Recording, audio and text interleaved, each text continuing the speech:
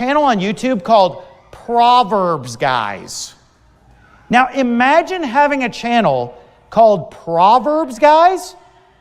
Imagine having a YouTube channel called ProverbsGuys. Okay, and let me tell you some things about ProverbsGuys. Okay, so ProverbsGuys, oh, surprise, not King James. Oh, I'm a New American Standard guy. Okay, and then you know who ProverbsGuys said is the greatest man in the world, the greatest preacher in the world? Kent Hovind. It doesn't matter whether it's Jeff Bourbon or whether it's, ProverbsGuys or whether it's that satanic transvestite. Well, bro, maybe you should give some credit to your parents who taught you how to be well-educated and well-spoken.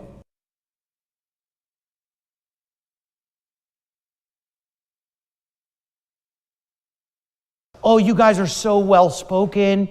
You guys are so well-educated. You have such a good head on your shoulders. You guys seem like you really love people. You really seem like you love God.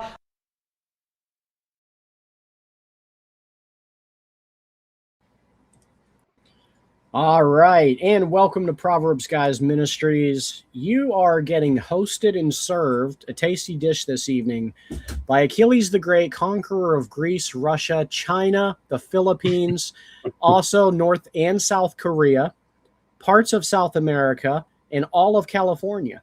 Wow. And then myself, of course. Wow. It grows every time, Achilles. I have nothing to do with the Philippines. That's all done. Do you think Dan conquered the Philippines? Yeah. Okay, Yep. Between Achilles and Dan, then the Philippines are included. We'll split them. you guys can split it. And I'm going to go ahead and give you the disclaimer that this is a mature episode. So if your young ones are in the room, this is absolutely, positively, 100% not the episode of the family-friendly Proverbs Guys that you want them to watch. We do a lot of family-friendly episodes, as a matter of fact, all of them. But this one is of a very mature nature, and the reason is it's something that we definitely don't talk about enough in the church, and it's kind of taboo in the Christian faith. So guess what? Proverbs Guys is going to address it, right, Achilles? Right. Because that's what we do, man. Proverbs Guys. Yeah. Let me tell you about Proverbs Guys. Because here's the thing. Every subject that the church doesn't want to address and needs to be addressed, and we will. Yes, absolutely. Thank you for that, Achilles. No greasy grace preaching, and we don't care about people liking what we're saying. We want the truth to be out there, whether it hurts. Because you see, there's a lot of people that they don't want to address subjects like this because they kind of do some stuff when nobody's watching. Although they claim to be Christians, they think that God is turning an eye. And we got to give them the truth. That's what a brother should do. Amen to that. So just to be perfectly clear, tonight we're not here to play church. We're not here to soft pedal. We're here to pull the curtain back on something most people never talk about loud. The demons operating behind the entertainment industry that specifically target our eyes, our desires, and our purity. We're going to look at music videos where celebrities appear to shapeshift right in front of us, like we're idiots for not noticing it. Moments that look less like special effects and more like something else breaking through kind of situation. And we're going to break down some of the lyrics of songs that millions of people sing without even realizing what doors they're opening. So without further ado, let's do a quick prayer, Brother Achilles, and then we'll let you drop what you do. And we would like everybody that is watching to join us in prayer, because we have a person that is very dear to us in the hospital right now, and we would love all of your prayers for her to be all right. But Stephen, you go right ahead. All right. So, dear Heavenly Father, thank you so much for the right to be called your children. Thank you for looking down and touching us and just calling us to your kingdom, Father. Thank you that you desire to be in fellowship with us. And we pray a hedge of protection over Achilles and I for doing this episode. We pray that you would give our families a hedge of protection, and that, Lord, you would just be on our side and give us the strength to speak boldly without compromise and be true to our convictions. And we pray for that family member who's in the hospital. Lord, we ask that you would bless her, that you would bring her home safely, and that you would help her heal. We ask this in your Son, Christ Jesus, in our Savior's name. Amen. Amen.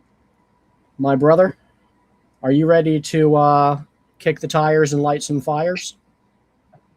Yeah, so we have to start off, to kick this off, we have a video which was not made for the show. It was actually made 10 years ago. And some things might not be exactly on topic, but it gives if you have to keep your eyes on the screen, and there are some weird stuff when it starts, and the lyrics matter, and they are leading us into something different. And then at some point, if I recall, something's happening which you will not understand, because there is an hour long, there is an hour of information before that clip. But I will stop it and explain what it is we're seeing there. Um, yeah, now that I remember, there's something even. Hmm, well, give me a second here. Give me a second. Okay, now Okay. I'm gonna let this go. Actually, I'm gonna let this proceed. It's gonna be, yeah, and I can explain the things later, but I'll let the second song play a little bit.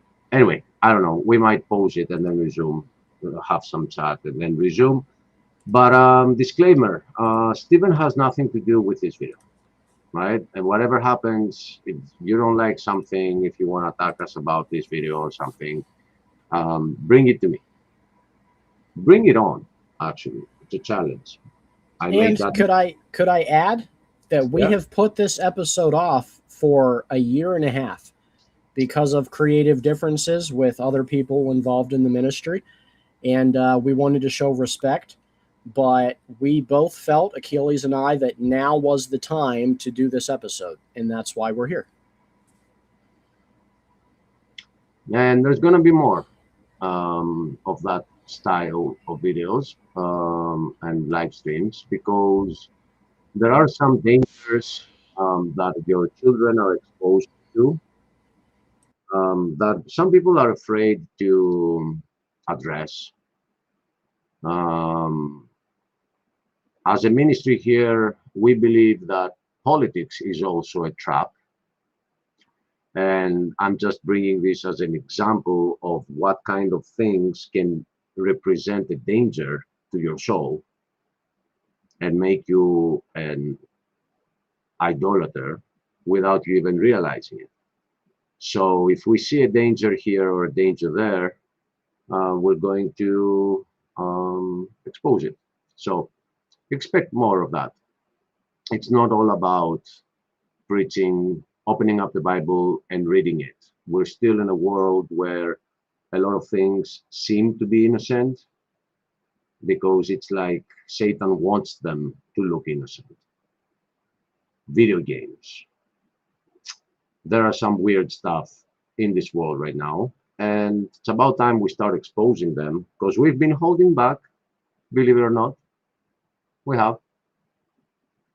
I don't think they can believe that, but we really have. We've been on our best behavior, and now we're just ready to go hog wild.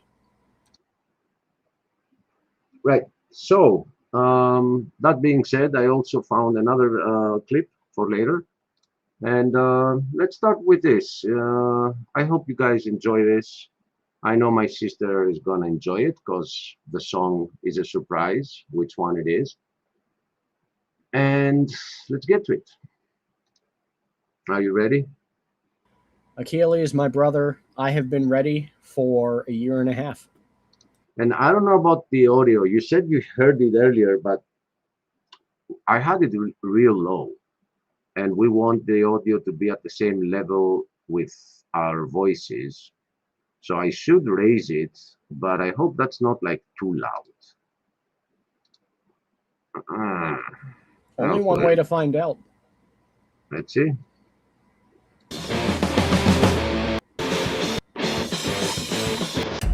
I say that's all right. And a little more. Go for it.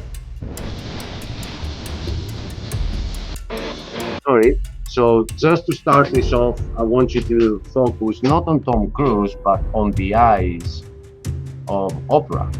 There's something funny happening there. And we're going to see more examples, but this one with Oprah, you have to pay close attention to see what happens. So the camera, I can actually take this slower, but it would destroy the song. But check this out.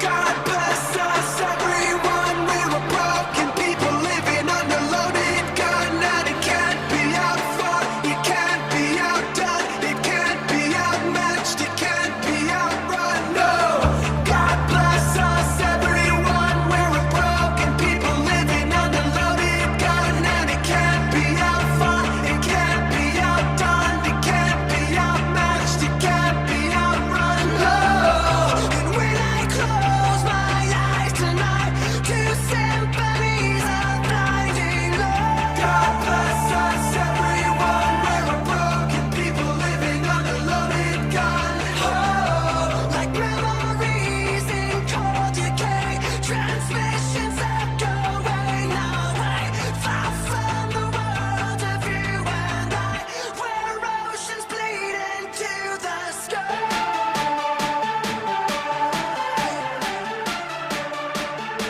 Wherever you are, we're in this together.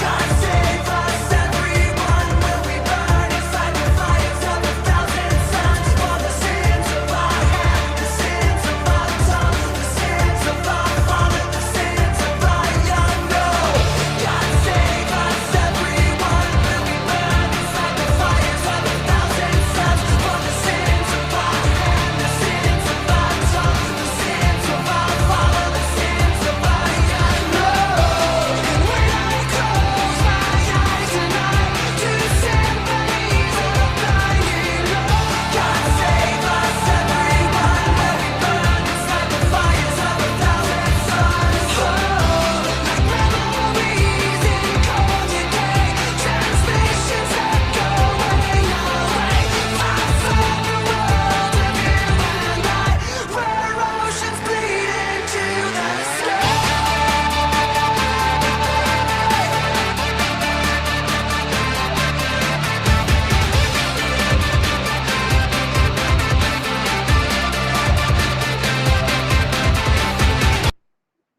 Okay, I post this because there are so many um, symbols here that it is almost impossible for somebody that is watching this without getting the rest of this video, which is addressing and exposing those symbolisms before this clip played. So this was the Super Bowl of 2015, and they gave us a very strong message full of symbolism. And I don't know if you guys remember this part. You'll never get it inside. Push it back down, black out, blood in your eye. You say that it's not your fault, instead that I am mistaken. You said it's not what it seems, no remorse for the trust you're breaking. You run but then back you fall, suffocate in the mess you're making. You can't get enough, you take and take and take and take and take. Fucking are you listening? No, you gotta get it inside. Yeah, I don't want to play more. The X on her chest symbolizes the X chromosome, and Bruno Mars represents the Y chromosome, and they're doing this ritual where they bring out a new something like a Z chromosome, the zombies. But this this Super Bowl woke up a lot of people like there is something going on. This is a ritual. This is no longer music and dancing. But in order to get this completely, one has to watch the rest of the video. But nobody does because people don't have time anymore for watching videos that show them some things, but they have all the time in the world to watch all Hollywood has in store for them. They don't miss out on any series. They don't miss out on how drug addicts are or drug lords make money, or playing video games about killing and becoming a dealer and all that stuff that we have in the world today, but they don't have time for a documentary, and it's sad. So this video was made in 2016. The information on it are decrypting the symbolisms that we see here. And even if I told you go watch it, you ain't gonna. And that is very sad. And it's not So, just the Super Bowl. These rituals are performed during the Super Bowl. These rituals are performed during Eurovision. They're performed during all the large events. Like all of them have been turned into ritualistic events so that the whole world can see. And it's almost like a game to them. How much can they reveal to us and us just still go with the flow, right? yeah, yeah. They're having a blast with people not waking up, even if it's right in their face. And since you mentioned that, here's the thing. Here's what's funny about this is that in 2015, not many of the Super Bowls and the Eurovision and Euro or the Olympics, they did not have such a ritualistic uh, mm, intro opening. But this one blew people's minds, and we started saying, "Hey, wait a minute, that was more of a ritual." And then every show that happened since then is now the norm that we expect some ritual. And it's becoming more and more blunt and more ritualistic to where they're dragging out dark horses with eyes of flames, like literally dragging out Satan. Like they're not holding back at all. They're not holding back. So this, what we just watched, kinda, was like the starting line where they stopped caring, and they're like, "Let's see if we do like a complete ritual on them, are they gonna get it?" And then they saw that nothing happened, and they kept doing it. But the media, not the media, the internet is all over the place about things like that. But they push it in the conspiracy fringe, like, oh, come on, conspiracy theories and everything. Well, our theory is not that there are conspiracy theories, but we're under a conspiracy of Satan and his minions. And his job is to convince you that there is no God any way that he can. And Uh, I'll add briefly, yeah, well, one of the easiest ways that they can do these rituals right in front of our eyes, and the majority of people aren't caring, is they're dressing these ladies up skimpy and they're making them an object of lust so that while they do the rituals and the shifting right in front of your face, you're staring at their thighs.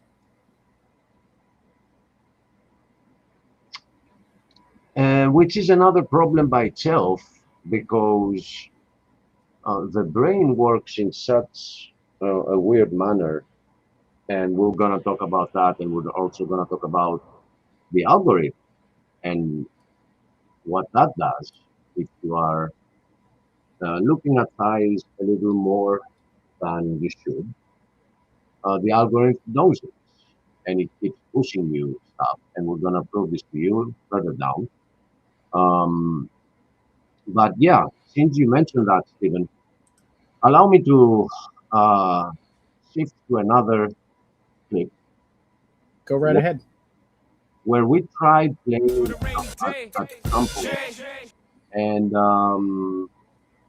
one member had an issue and just wouldn't allow it to go 1 second further down. Uh, and I think that was a demonic influence, not the specific individual, but the fact that he wanted to stop it right there and then without understanding that there was a deeper message here. Anyway, as Stephen warned you, if you focus on thighs, you're losing The what imagery. what we're trying to show you, but also you get exposed to opening up the gate from lust, so you can get a subliminal within you. So let's show you this quick example here. Rain Man is back with Little Miss Sunshine. So this was very quick for your eyes, but I want you to look at the movement of the water, that instead of going up with her hands, there are two lines going across horizontally. Fluid dynamics proves this is not chance. They did this on purpose, and you're gonna see this in slow motion, and you're gonna see that they flash a demon straight in our face, and we're gonna see him further down even better. So watch this again. I can actually do this in slower speed. Let's see. So you can see for yourself what happens in a split second. Little Miss Sunshine. You see it, Stephen? I saw that the water formed something. Yep. Look at it again.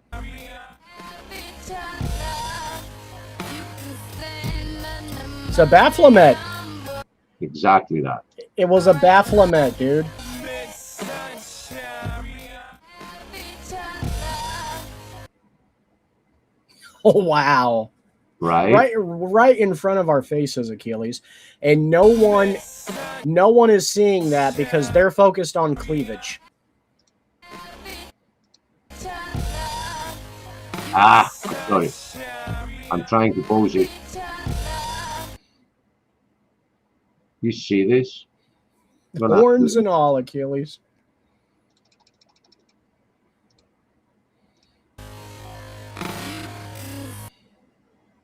And then something else happens.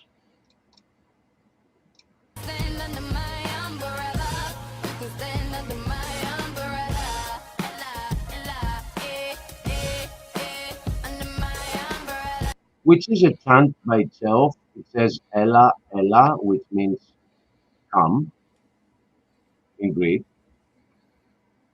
Where is the other demon? It's in part 2. Okay, so this, for those interested in how the music industry is completely sold out to Satan, they should watch this documentary called The Music Industry Exposed. It has a lot of lyrics from a lot of singers. Hey, I want the playlist. Show me the playlist. Show me the playlist. Okay, is it the number 2? Oh, right here.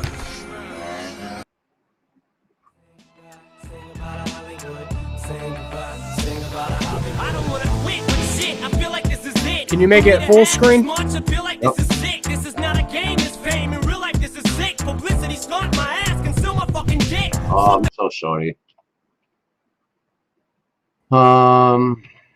They do make it hard to try to show this stuff because of the music. So And we're sorry, guys, but we did put the warning at the beginning that this is a sensitive episode. And the lyrics, sometimes you cannot predict exactly if you don't know it, where they're gonna cast. And this is not our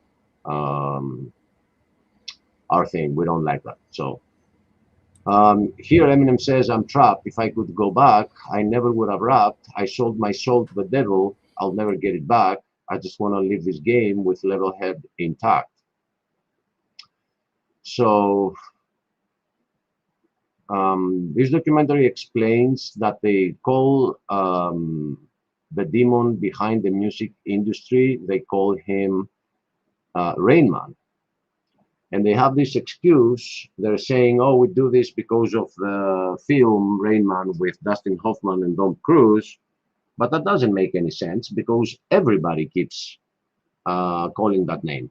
So the documentary proceeds in explaining to you that they call him Rain Man because if you are with him, it rains money. And here's another interesting clip from Rihanna.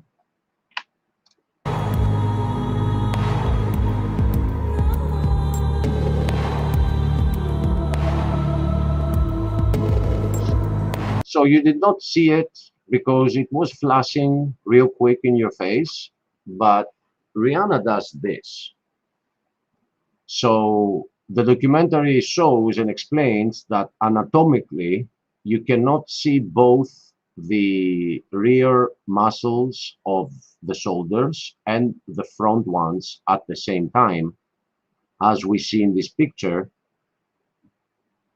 Plus, the analogy of the body would say here on this picture that the neck of Rihanna is 3 times as long as a normal neck. So Also, this I can't do it, but with your mouse, can you show them the face within the shoulder blades? okay, so these are the rear muscles here, and you can also see the front muscles, which should not be possible. And the neck, this is the head right here. This is not a normal neck. Plus, the video explains that what is this bone here? There should not be a bone right here. And if you can't see it already, the reason they're doing this, which I will remind you, it just flashed 1 split second. This is not an image for you to see with your eyes. This is an image for your subconscious. Can you? Subliminal. Yeah, a subliminal message. Can you see the demon already, Stephen? Oh, I'm looking it right in the face. And what's interesting is every time you see this type of manifestation, it's coming along with imagery that would cause one to lust. And I'm convinced that this is a demon directly tied to lust. Exactly. So here it explains the muscles and that stuff that I told you. It shows that bone. And now to help you, it adds 2 eyes at the face of that demon. So why would they do that, guys, if this stuff are not real? Why are they doing this? Why did this flash just for a split second right around lusty? Can you play it in the slowest of slow motion? I want to play it fast first for people to understand how quick this is. This is not for your eyes, Fair enough. right? Meaning it's not for your eyes. There's no benefit to the scene because it's literally so short. Only your brain can pick up with what you just saw, not your eyes. And the subliminal work, the subconscious works in a very funny manner. Before your conscious understands what it is seeing, the subconscious has finished processing of what it is seeing already, and it is giving a report to the conscious. It's that fast how it works. There have been many studies. We can't analyze all of them. Hitler and his team played a lot with that. They were trying to create imagery that are going to hit the subconscious. And now, 70 years later, they have mastered it. And, oh, I just noticed something too. I think I'm not sure this is normal. Between the thumb and the index finger, this doesn't look right between the fingers. It looks like a fish, if you know what I mean, like a webbed. Right? Don't you see it too? Anyway, just look again how fast this is to prove that this is not made for you to see. It is made for your subconscious to see.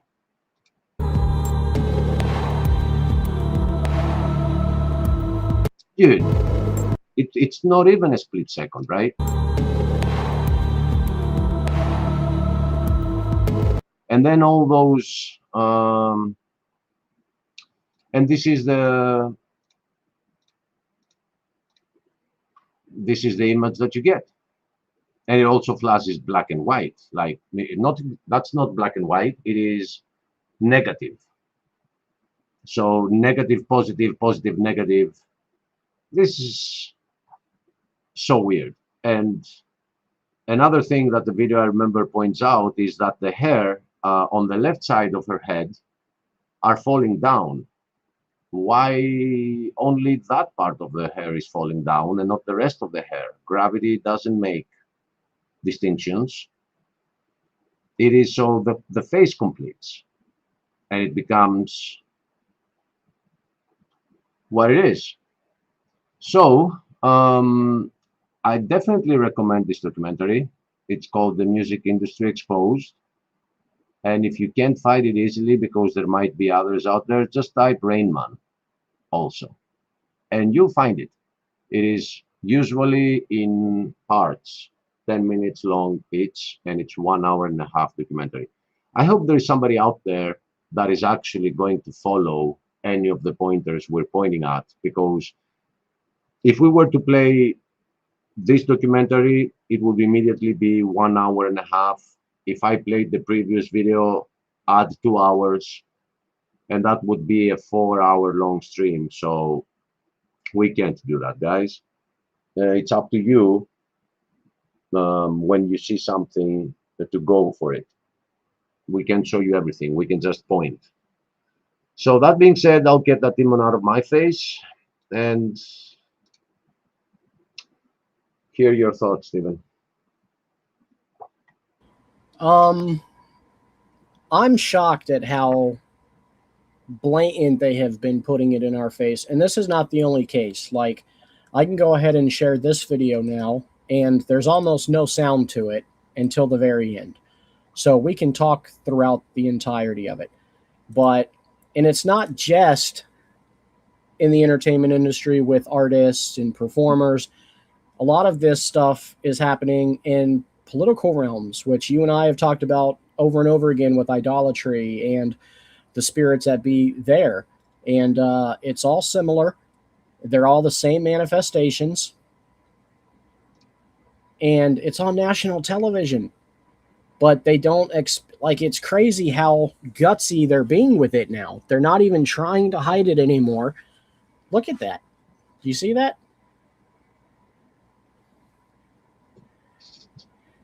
Wow. Right? Those were not normal teeth, man. No. And when you look at the clip previous to it, you can absolutely see he had regular teeth. And then he looks back at you and he has like fangs. All his teeth are fangs.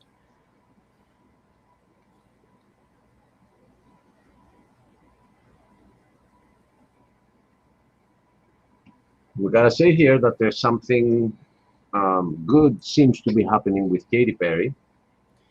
Yes, this is old. Yeah, this is old. Yeah. And we should make the distinction. We're not claiming that all of these performers are demons or anything like that. What we are claiming is the entertainment industry especially is owned by Satan. He is the father of the industry, and these performers are getting pulled into it. And look at that. Look at the pupils. You watch the pupils change live.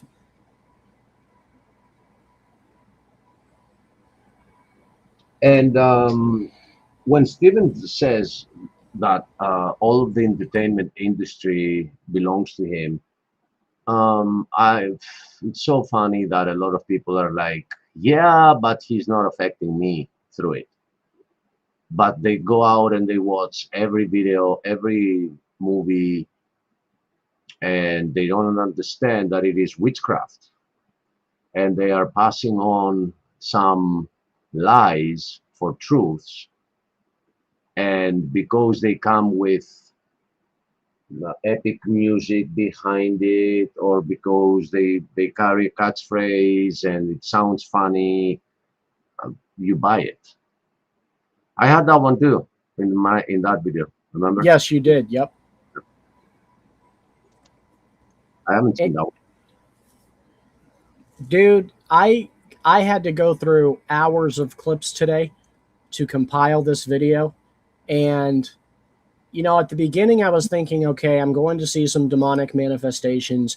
Demons are obviously tied to lust. The music industry, especially, is built upon the spirit of lust. But going through this, I was like, okay, shape shifting's a little stupid, but I believe in the demonic manifestations. I came out after watching all these clips more convinced ever of the shapeshifters too. So call me a conspiracy theorist. I don't really care. I'm not worried about impressing anyone but my Lord. And this is what I've seen with my own eyes. And we're bringing it to you guys. These are politicians that you vote for. These are idols that you follow. These are performers that your children watch and support. So it needed to be brought to your attention.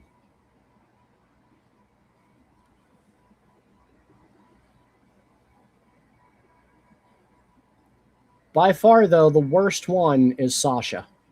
Uh-huh. And At least this one admitted it. She admitted that she gets a spirit is manifesting in her when she performs. which I was surprised. I was surprised that she was as honest as she was. I can tell you why you should not be surprised. Please. She's Jay-Z's wife. Mm. And Jay-Z is very shady. He has said, not shady, I mean, that's an understatement. He has said Jesus Christ is fake news. You have to worship Satan because Lucifer is the light. That is a direct quote from Jay-Z.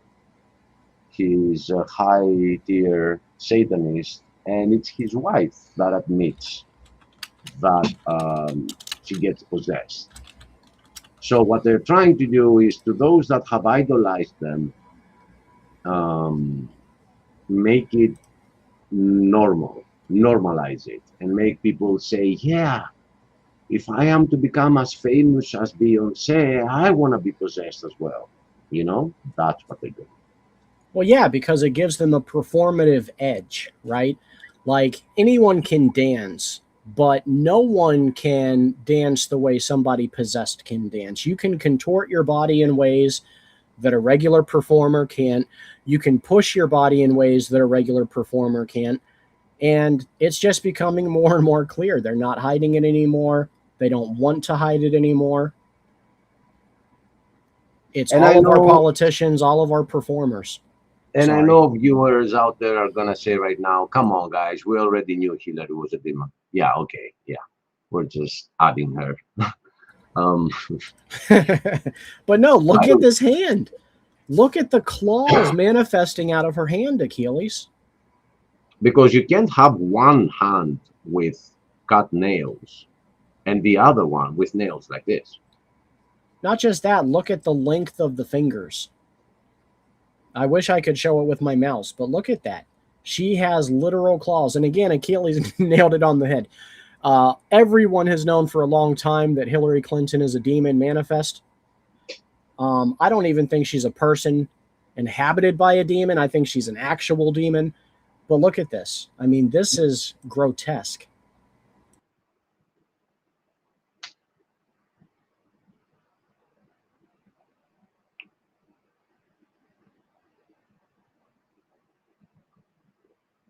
What's interesting to me is there's a lot of these cases where when they're on national television, it's like they realize their eyes are doing it and they immediately look away. They put their head down.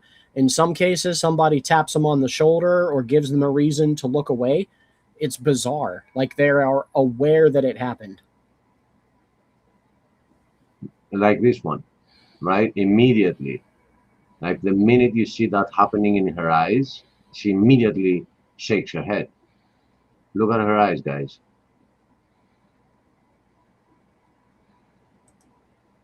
Where did it go? Where did the pupil go? Where did it hide in? And then up, she flips her hair immediately. Like, Satan, get back in there. Uh-huh. The worst You one remember- I saved for last, though. The worst is by far Beyonce. Do you remember that moment when Britney is talking to herself and it's like, no, go back, get in there, get back in there. Yeah. Look at that. Uh, What is the medical explanation for that?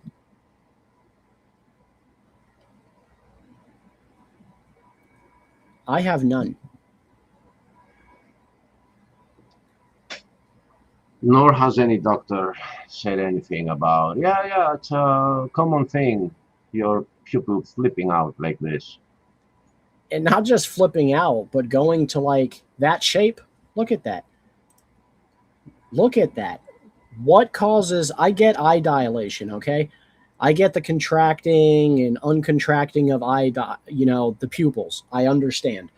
That's not what this is. This is the reshaping of the pupil in the eye. And it's for a split second, and they realize every time it happens, and then they nod their head or look away, and it's back to normal. And one thing I would love to mention here is that people have to realize that this is not something. Some people will say, well, this is doctrined by Photoshop or video editing, whatever. The thing is that we have um, references to possession from even ancient times. If you look into Apollo and the Muses, you will be shocked with how many writers and singers were saying that there is a spirit guiding them, and they were calling that spirit to help them write. If you read the Iliad and the Odyssey, they both start, go out there, find the Odyssey on the internet or the Iliad, and just read the first verse. The first verse of the epic poems starts by saying, "Oh Muse, come to me and give me inspiration." And the music industry knows this, and they have tapped into it. And they are not muses. There is a band out there that took the name. The band is called Muse. And there's something funny about the word muse. It means to think, but the way they're using it is not about thinking. It comes from the muses, the spirits that were inspiring poets and writers and musicians. But this is amusement, which is the opposite of thinking. And when you're in a cinema and you're watching a movie, its job is for you not to think and to get amused, which literally means to not think. Let me read that, Ralphie. Hello, Ralphie. Comment, and thank you, Dan. Thanks for the high five, brother. It's like, hey, let's just put it out there that demonic spirits are in the movie industry in a kids movie. Yeah, they use familiar icon franchises to promote demonic spirits without anyone noticing. And it's interesting that you use that word, Ralphie, because the Bible warns us. I think it was the book of Leviticus that God says, have no familiars, which means it's spirits. Let me find the verse.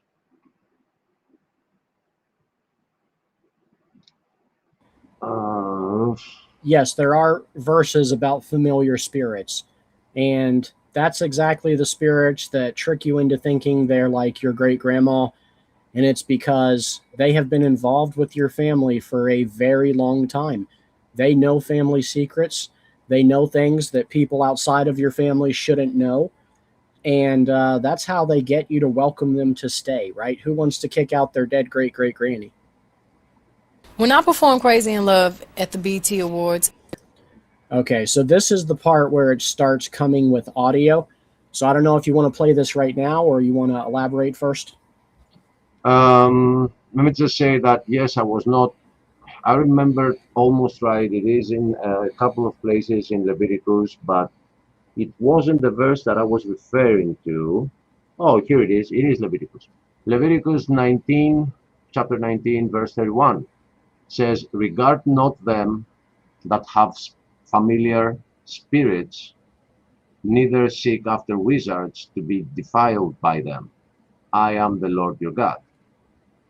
So the Bible was written, Leviticus was written, what, 3,000 years ago, At least, yeah, right? about 3,000. So this is nothing new, what we are seeing today. Today we can have visual evidence for it because everything relates. I'm going to zoom in here. Everything relates to um, the industry that has Hollywood, which is films and interviews of those stars, and then you have the music industry that has video clips. And the greater the reach, the more the demon within them is trying to manifest. So it can show itself. Um, but the Bible warned us about them, so they existed way before Hollywood did. So was that easy to read? Okay, I guess it is. I don't know about the vertical. Doesn't look that big here, but on the horizontal one, here it is. Regard not them that have familiar spirits, neither seek after wizards to be defiled by them. A man also or woman that hath a familiar spirit, or that is a wizard, shall surely be put to death. They shall stone them with stones. And the soul that turneth after such as have familiar spirits, and after wizards, to go whoring after them, I will even set my face against that soul and will cut him off from among his people. So these were warnings to God's people that no matter what happens around you, don't follow those that have familiar spirits or wizards. Anyway, yeah, I guess you can continue with the video. Well, and Terry says in the comments section that back when she was a witch, she had worked with familiar spirits. So this would have been a really good episode to have Terry on and talk to her about that. Feel free to join, Terry. All right, so let me go ahead and play this, and we'll let Beyonce explain in her own words how the spirit manifests, how it enters her, and how it pretty much is how you put it, Achilles, it muses her. Before you press play, though, let me say hi to Dan and also say that I have made similar mistakes at some point. Some spiritual warfare was taking place, and there was one coincidence that made me go see a woman that was reading your coffee. I was way from being reborn at the time, but the fact that I went there completely messed up my life. It's like because I went there, everything I was trying to get fixed got really, really ruined.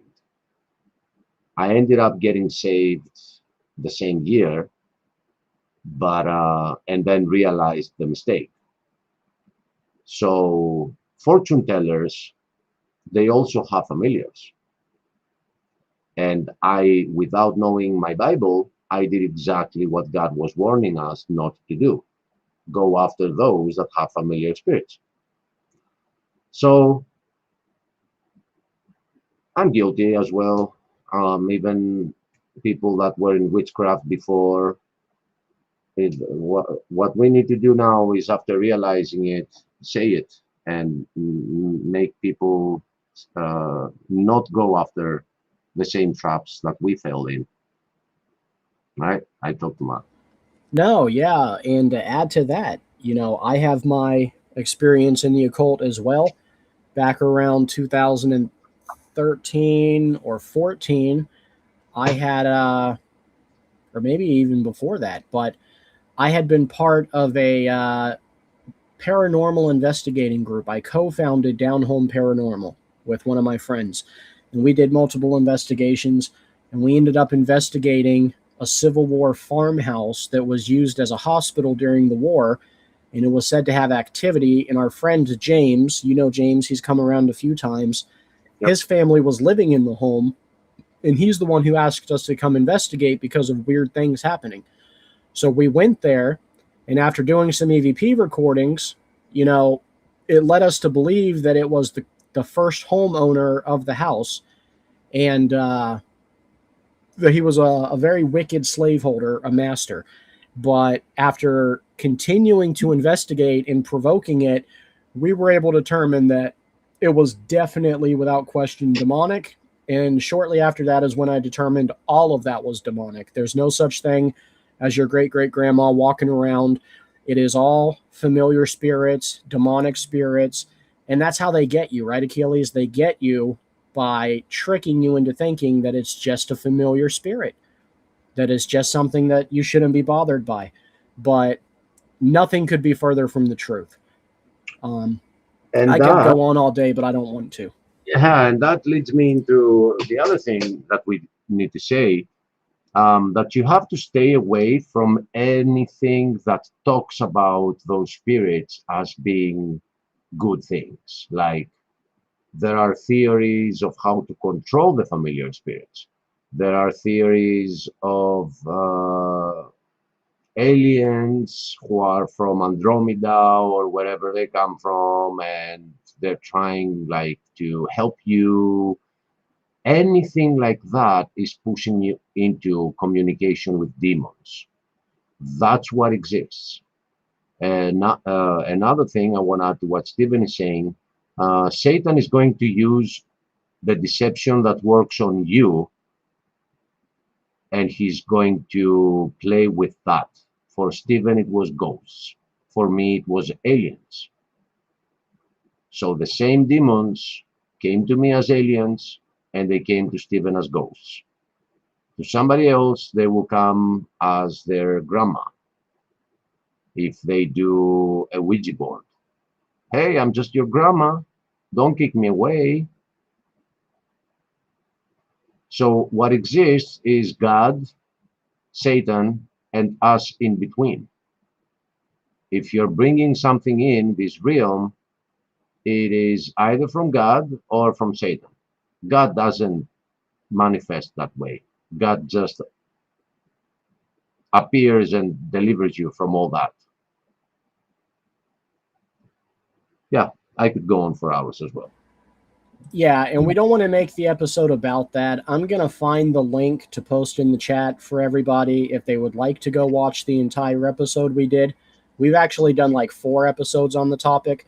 But just to save you guys some time, the Bible speaks of great deception in the end days. And it is no coincidence at all that there is this move to make known to the world that aliens exist. And there is a reason for that. There's no such thing as an ET from another planet. But that is the next step in introducing real-life demonic spirits, demons, fallen angels, to the masses. And they're going to present them as aliens. So I put the link in the chat for you guys. If you're interested in seeing our opinions on that, give it a watch, give it a like. But Achilles, my brother, are you ready to finish out this last 4 minutes? Yep, let's go. Okay. It was almost like my coming out. Ladies and gentlemen, give it up for my girl, Beyonce! Yes. I was very nervous, So crazy right now. of course. Most incredible. And I remember when they told me I was performing on BET, Boy. in my mind, I saw the set immediately. I said, I want something big. I want something that says I'm here. Beyonce. And I drew it out. I drew out the ramp. I drew out the boxes for me and my girls. I drew out the lift right in the O. It just so happened that O. Achilles, isn't it weird that when she comes down into the O, it makes one of those pupils that we've been seeing throughout the whole thing? And it's also no coincidence, the O, because it is a portal. She's coming through the portal. Watch it. We've shown you guys the clips. You've seen the pupils and the other celebrities and entertainers. Look at the O when she comes down. She is the pupil. Out the ramp. I drew out the boxes for me and my girls. I drew out the lift right in the O. It just so happened that O was right in the center of my... It just so happened to be that way, Achilles. Isn't that crazy? Which I don't think, is that her name? Or is it how do you call that? A name for a stage name? I really don't know. Stage name. I've never been a big Beyonce fan. Truthfully, she's always given me the weebie-jeebies. So I'm not big into her music. I couldn't tell you what her real name is.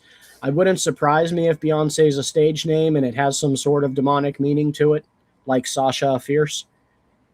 Yeah, that's her real stage name. All right, she'll get there. Let people know what we're talking about. Yeah. For me to come down, I knew the dance. I knew about the pumps. I saw all of that in my head before it happened. And it's great when you visualize something and it actually comes to life.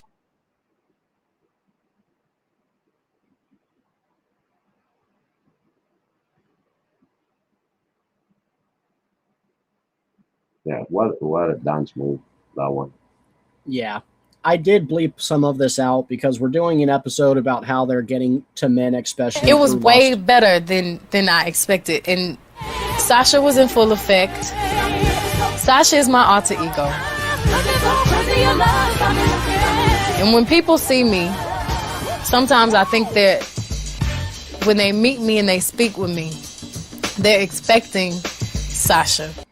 Many years ago, I named my alter ego Sasha, and it's something that stuck. So when I was trying to decide the title of my album, I realized it had two different sounds. One represented who I really am, and one sounded like my alter ego. So I decided to split it into two because I feel like Sasha is a big treat for my fans. It's definitely exciting being able to have an excuse to be so over the top. And I think you definitely hear the difference. I try to keep Sasha on the stage. I absolutely keep Sasha on the stage, and now she has a last name. She's Sasha Fierce.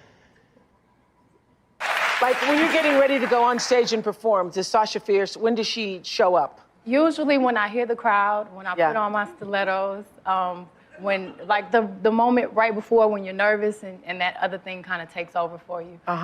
Then Sasha Fierce appears, and my posture and the way I speak and everything is different. But no, is it like a process that happens too? Like you were talking about the high heels, like once the lashes go on and the makeup and all that stuff. It's kind of like when I do a movie, becoming the character. Once you put on the wig and once you put on the clothes, you walk different. It's kind of this character that I've created over the years. And how is Sasha Fierce different than I am? Well, I know, definitely wearing that bodysuit. I could never walk out here and do that. Does Sasha Fierce ever go home? Like, sometimes, but not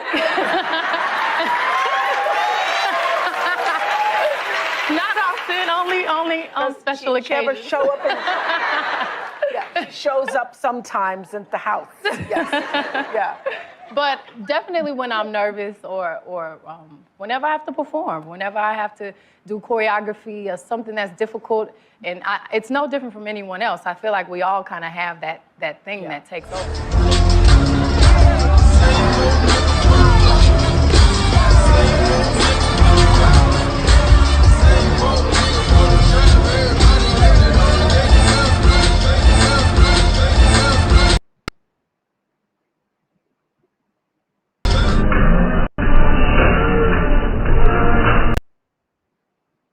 You see that face, Achilles? Yeah. anyone else. I feel like we all. I'm waiting to hear where it says that Sasha comes down and takes over. I hope that it is in the same interview. I hope you have it in there. Let me see.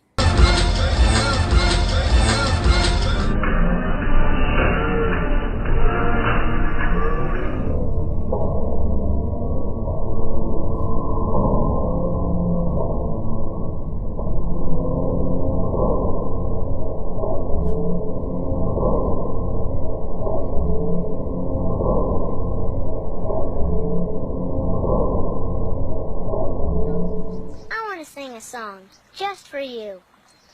'Cause you're my special friend.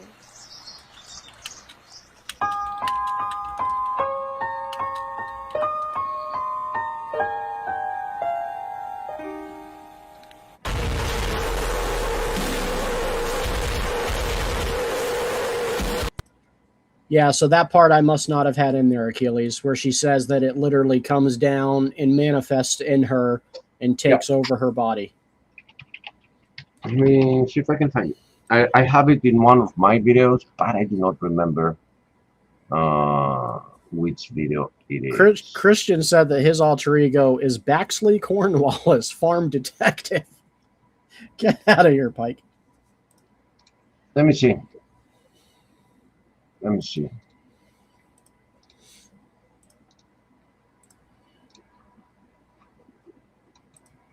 When I performed Crazy in Love at the BT Awards, it was almost like my coming out. Ladies and gentlemen, give it up for my girl, Beyonce. Do all these things that, There we go. but Sasha comes out. I wouldn't be very, but I guess I wouldn't be very entertaining on the stage. So Sasha comes out and she's fearless. You know, she can do things that I cannot do when I'm in rehearsal. I mean, I can try, but then it just doesn't happen. I can sing notes and sing strong and do all these things that when I'm just by myself, I can't do. And I remember right before I performed, I raised my hands up, and it was kind of the first time I felt something else come into me, and I knew that was gonna be my coming out night for the BET Awards. What? What did you just say, Beyonce?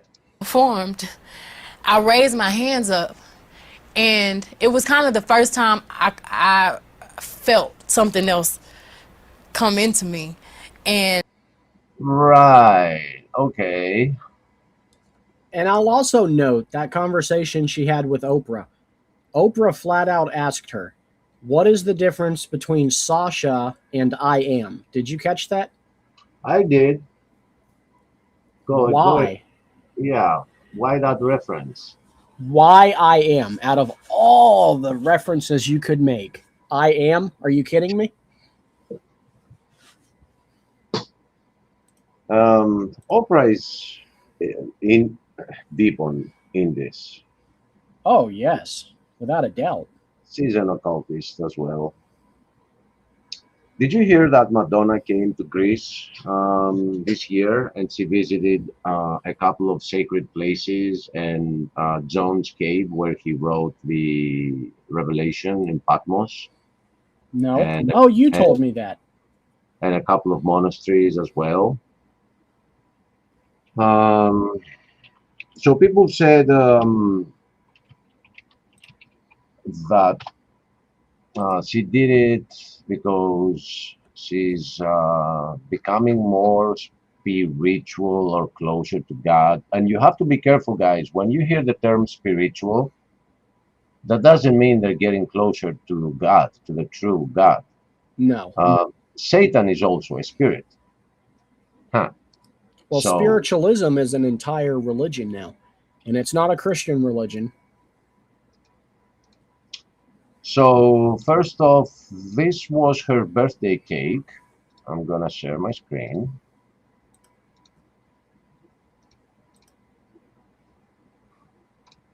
So for those that are in the know, what a weird cake. the all-seeing eye. Yeah, and isn't that supposed to be the Eye of Horus And or Eye of Ra? it goes all the way back to that, but it is the eye of Lucifer. It is in the symbol of the New World Order. It is Illuminati. Everybody should be aware with this so far. But this is her birthday cake, right? So she shows us who she's thanking with love for her success. But she did that in Greece, supposedly on a spiritual awakening trip to uh, sacred Christianity's sacred places. And what people haven't realized is that she's an occultist and she's a Kabbalist, which is something that it's a Jewish sect. It's Jewish. The Kabbalah. It's a book of Jewish witchcraft. Yeah, yeah. And what she did was, her name is Madonna, which means it's an euphemism. I think it's it is Mary. Madonna means Mary. I don't remember in Latin, something about Mary anyway, Queen Mary, something like that. So she came in to visit those places with her son and 12 of her friends.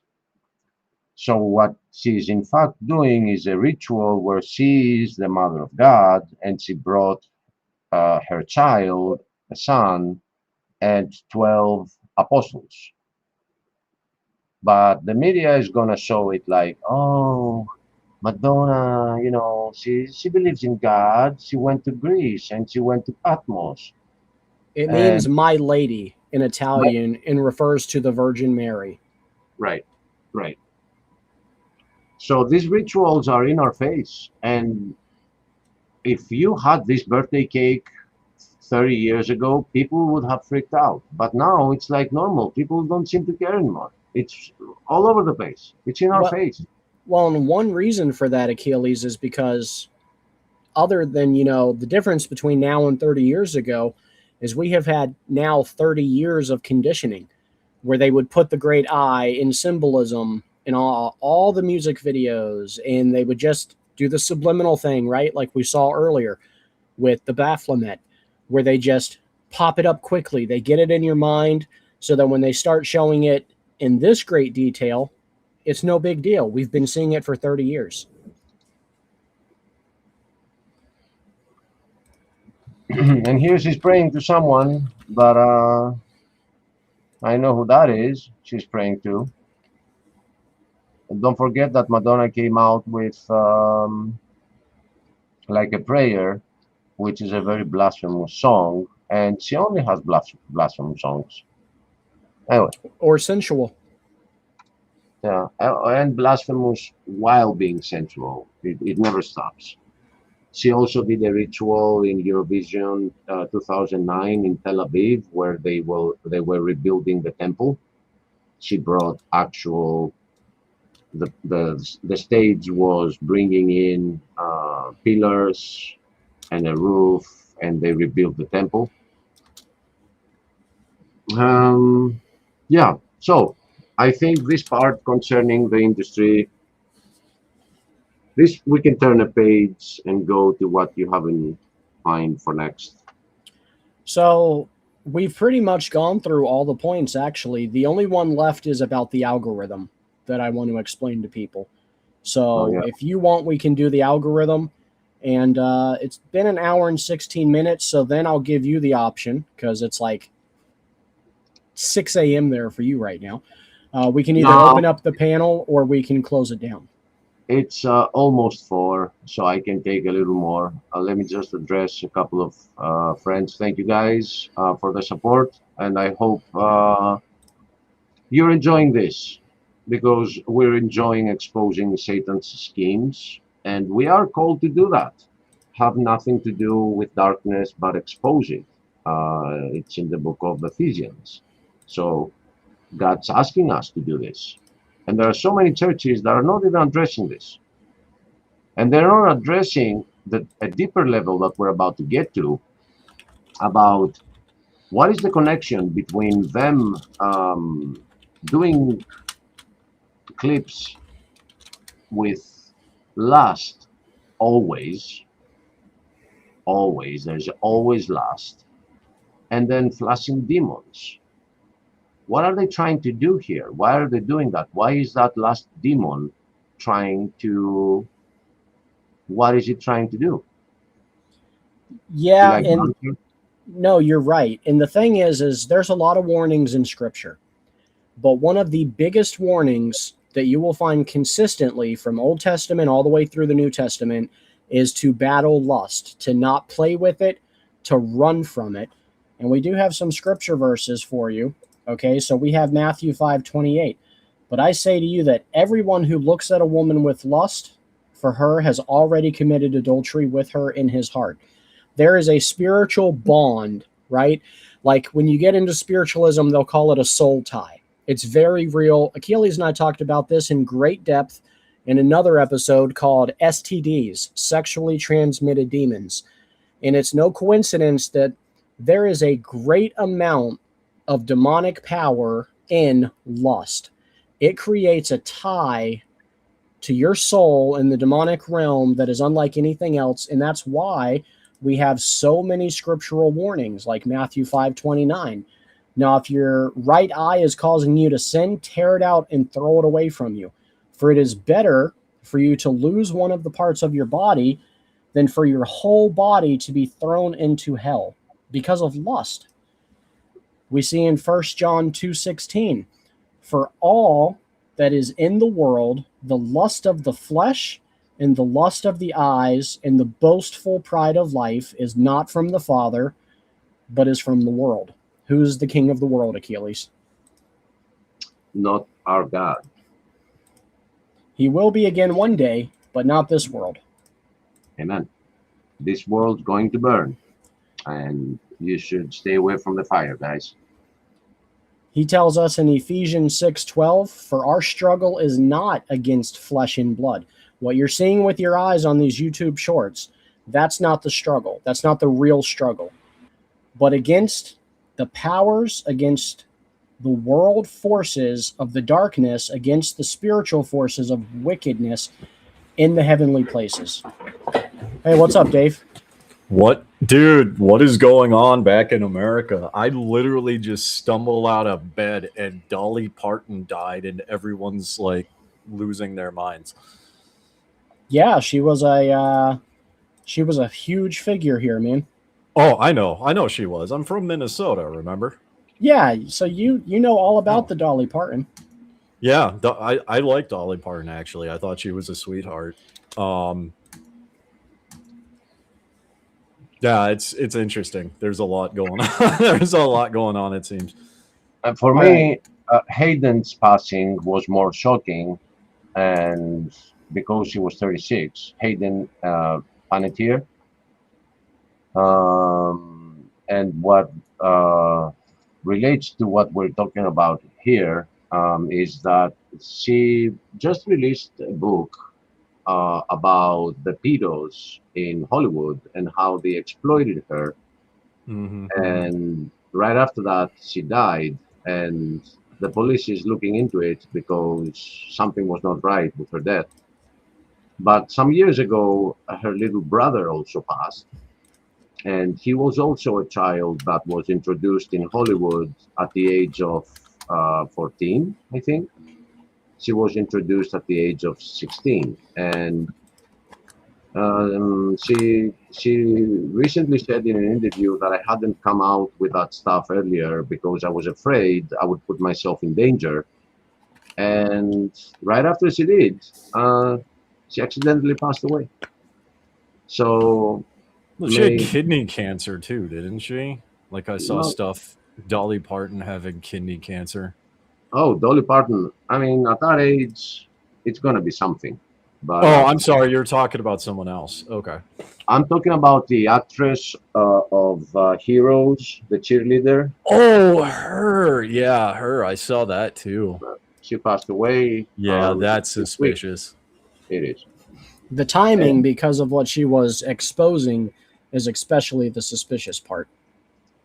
And you should look into getting her book, because it's not. She's exposing stuff without bringing names, but she's showing how they introduced her to drugs and to abuse, and they made it look like it's normal. Every kid should do it. The happy pill, they called it, and they put her in beds, and she ran away, and she had some crazy stuff happening. It is interesting because now we have this thing with the files. I'll just call it that for the keywords.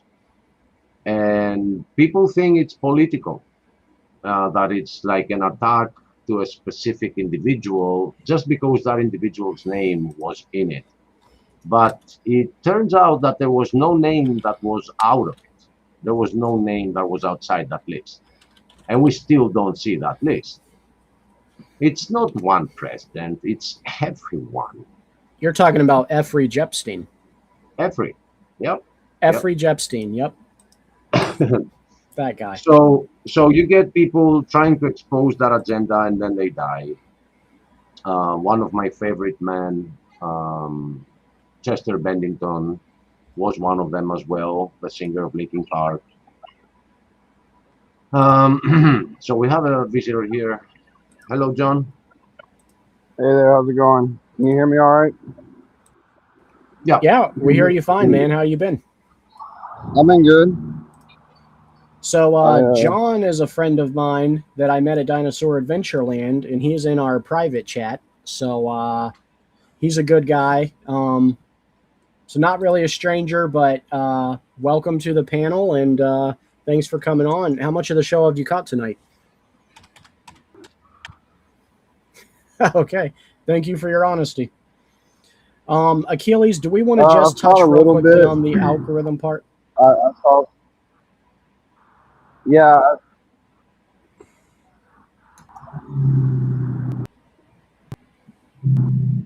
I'm sorry, John. I think we have a delay.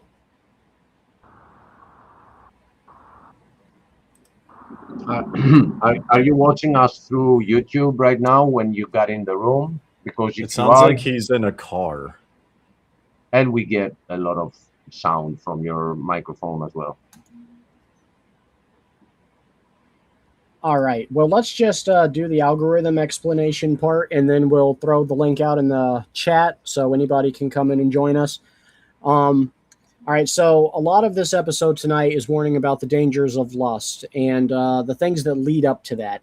And a big factor in leading up to that is YouTube Shorts. Like everybody and their mother, and it's not just YouTube, it's Instagram, it's anytime you're scrolling short feeds, you can come across one video that entices you to lust, and I want to explain that it literally only takes 5 seconds for YouTube to recognize that you are interested in that content. It takes the one video for them to start flooding your feed, and I have an explanation of it here for you. The YouTube Shorts algorithm is extremely sensitive to even brief engagement signals, and that is exactly why a few seconds of suggestive content can rapidly flood your feed. YouTube's recommendation system, including the separate Shorts engine, continuously update a personalized model of what you might want to watch next. Key inputs include your recent watch history, how long you dwell on a video versus immediately swiping away, and the topic/interest clusters and patterns from similar users. So 5 seconds is all it takes for you to either add more of the lustful type content to your Shorts feed or to swipe away and tell YouTube, I'm not interested in this. 5 seconds. And 5 seconds is not as long as you think. Like, if you come across a video with a very promiscuous situation, maybe not clothed very well, it could take any man 5 seconds for his brain to register, wait, I don't need to watch this. And then they've already got you. You'll see the next time you go through your feed, you're going to have 10 to 20 more of those type of videos. And that's 10 or 20 more opportunities for them to catch you for 5 more seconds, so that the next time it's 100 types of those videos. Then you have 100 chances of catching your attention for 5 seconds.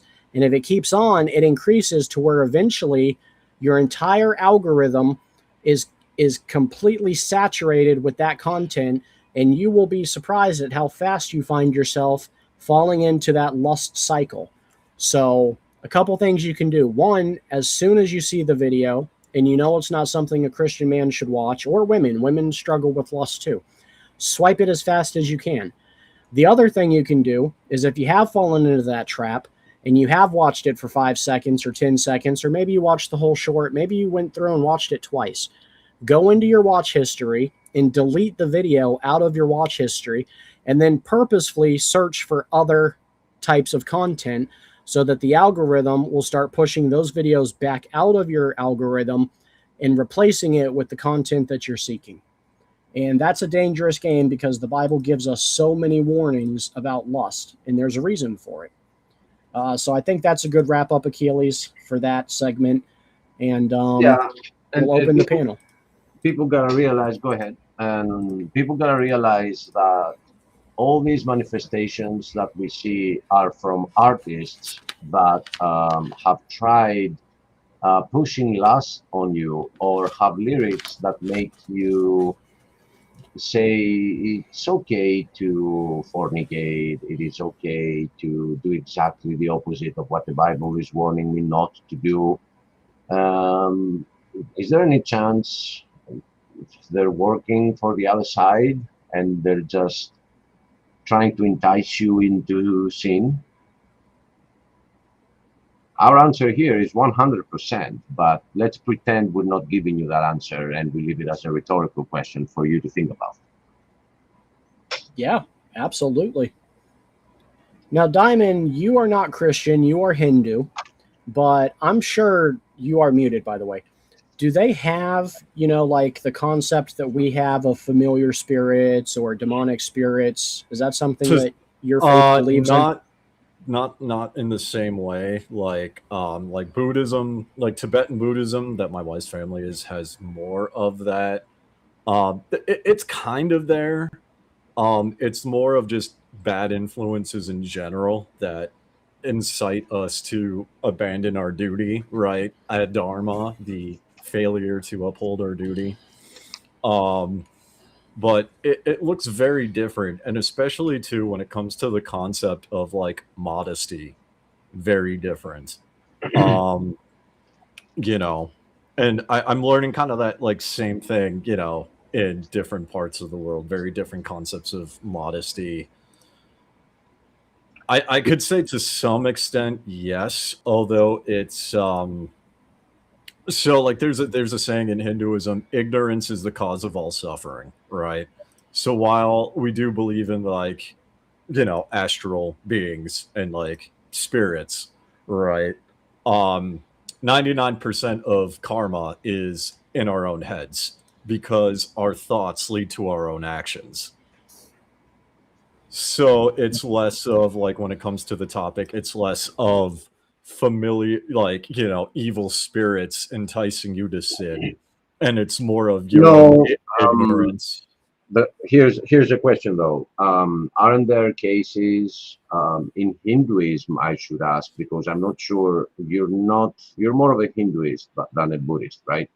Correct.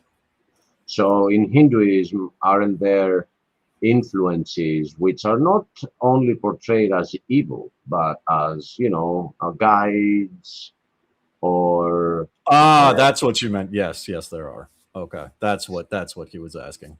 Right. So according to how we see it, this is a way to normalize demons, because that's what we think they are. Islam, on the other hand, says you can control them. It calls them genes, and that you can have a connection and control them. And this is where the genie thing comes from the Aladdin movies. That there's always this genie that if you rub it the right way, it will give you some wishes. All these are from the Islamic um, civilization, that you can control it. Genie comes from jinn.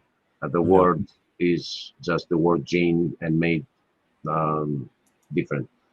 Well, fun So fact to Achilles' point. Sorry, but to just yeah, jump in yeah, real yeah. quick. The only thing I would add is that to what I was telling you is that all other religions but Christianity seem to have a way to endorse spiritual influence from Yeah. outside the physical.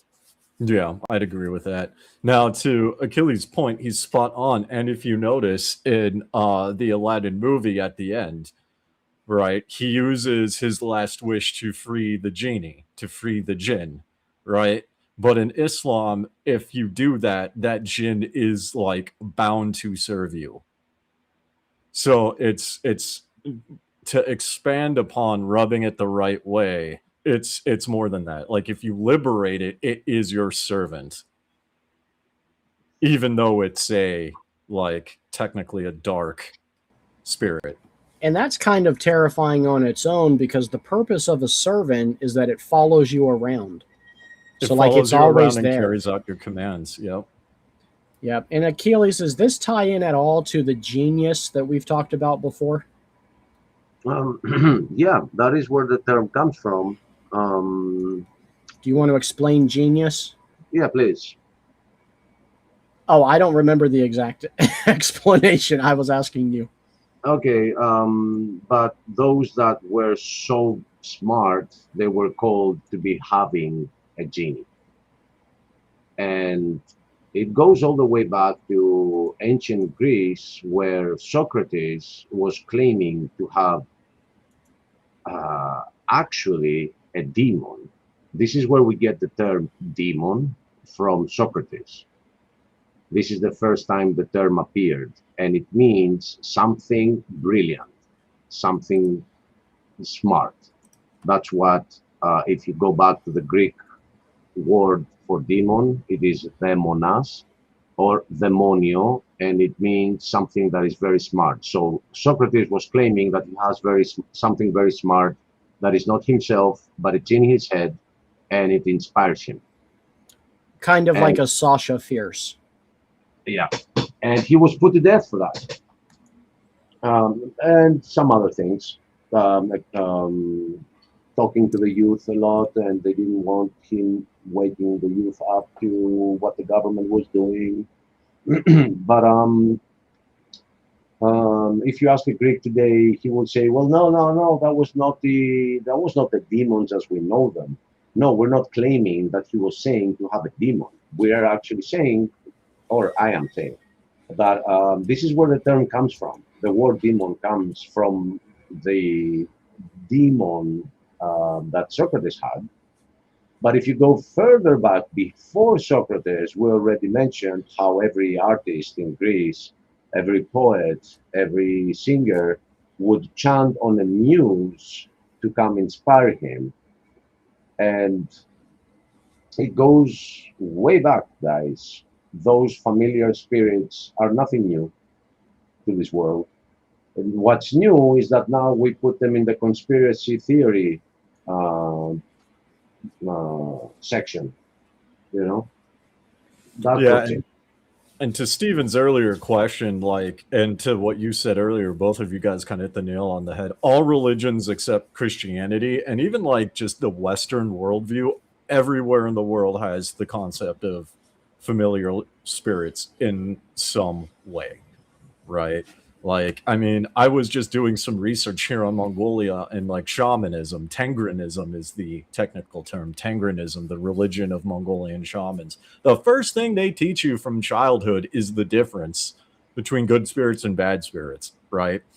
Hinduism, when it comes to like Akashic records and other things, same thing, right? There is that belief there. And if you get into like African traditions, where voodoo comes from, like Palo Mayombe, or even like South American and Mexican traditions like Santeria, there is a universally held belief in like good and evil spirits, right? And even if you, even if you're like an atheist, even if you don't believe in like a god, like a man in the sky, people still have that belief system, right? And just to kick the ball further, I wanna ask you a question. You mentioned the Akashic records, and not many out there understand what that is. But because you do and I do, I want to ask you something, and that will lead into explaining to others what it is. Do you know that Christianity too has its form of Akashic records? I actually did not know that. Let me tell you why. Go for Because God keeps a record of every manifestation of your mind and your heart.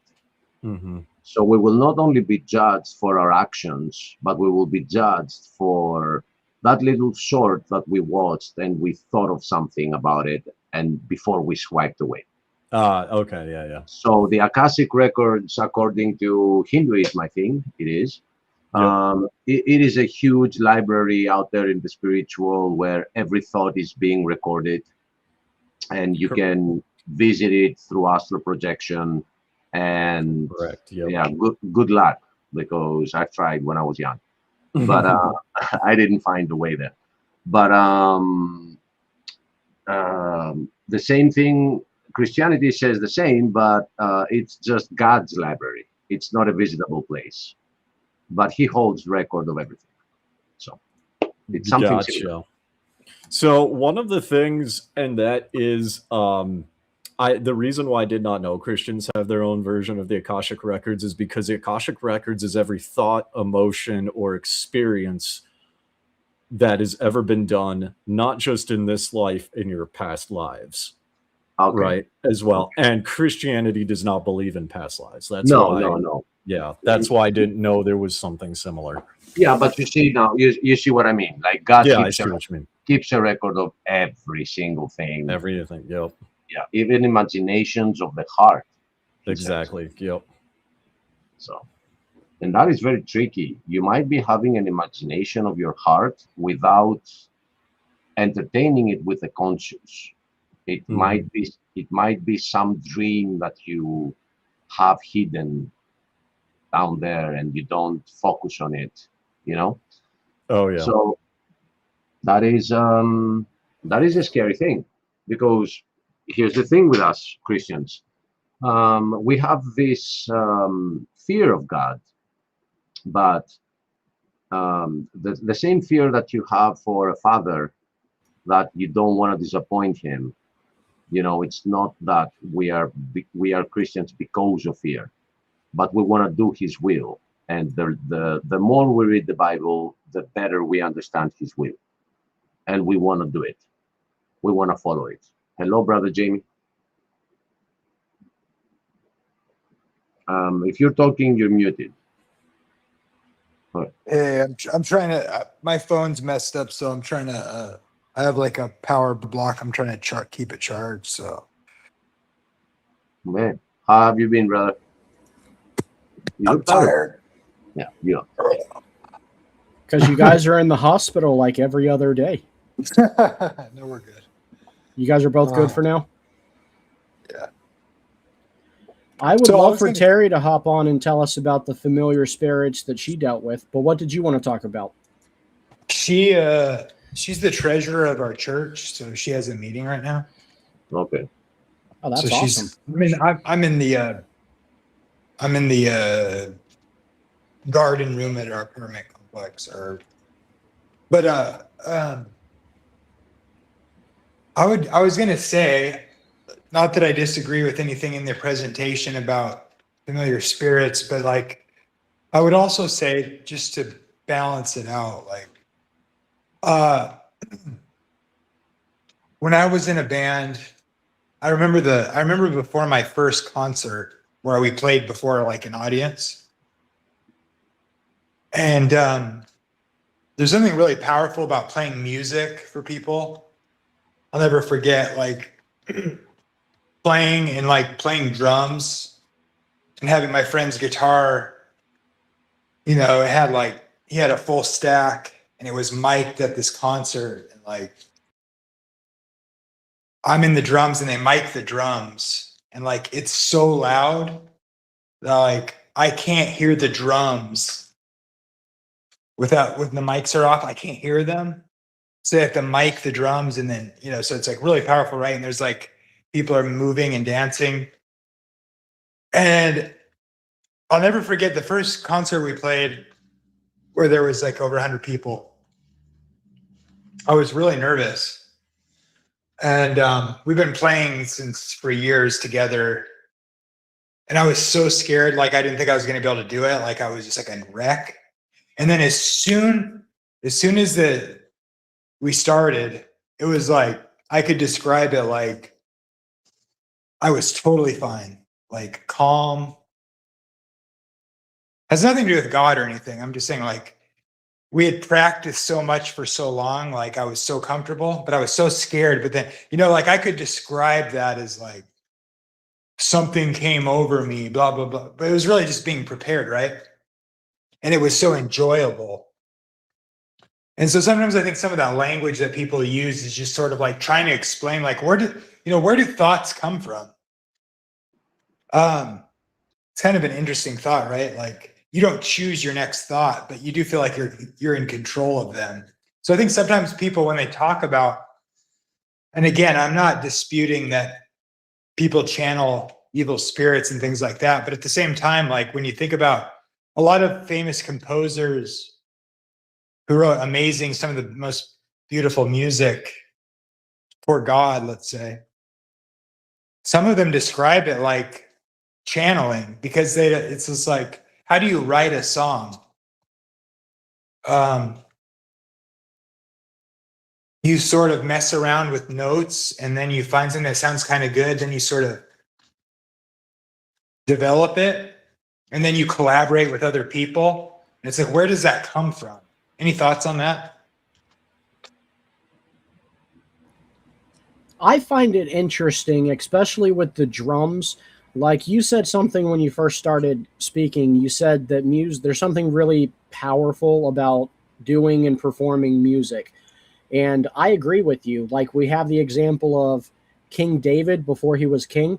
He plays the harp and does psalms for King Saul, and it actually soothes his demons. It soothes the spirits. It was light and in vibrant music.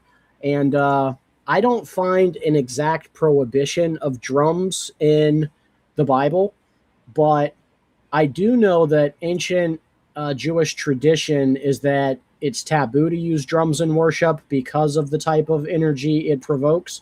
And I'm not saying drums are bad, but I am saying there's something really unique about music and how it can either soothe you or rile you up. And it does seem to me like when you get into the harder music, like the stuff that makes you, join the riots at the front of the stage where everybody's beating each other up, there's a lot of drums going on. We know that a lot of ancient cultures have used drums during their worship and sacrifices. It is unique to me how intertwined music is with different forms of worship in different religions, including drums. There were people in the Adventist church.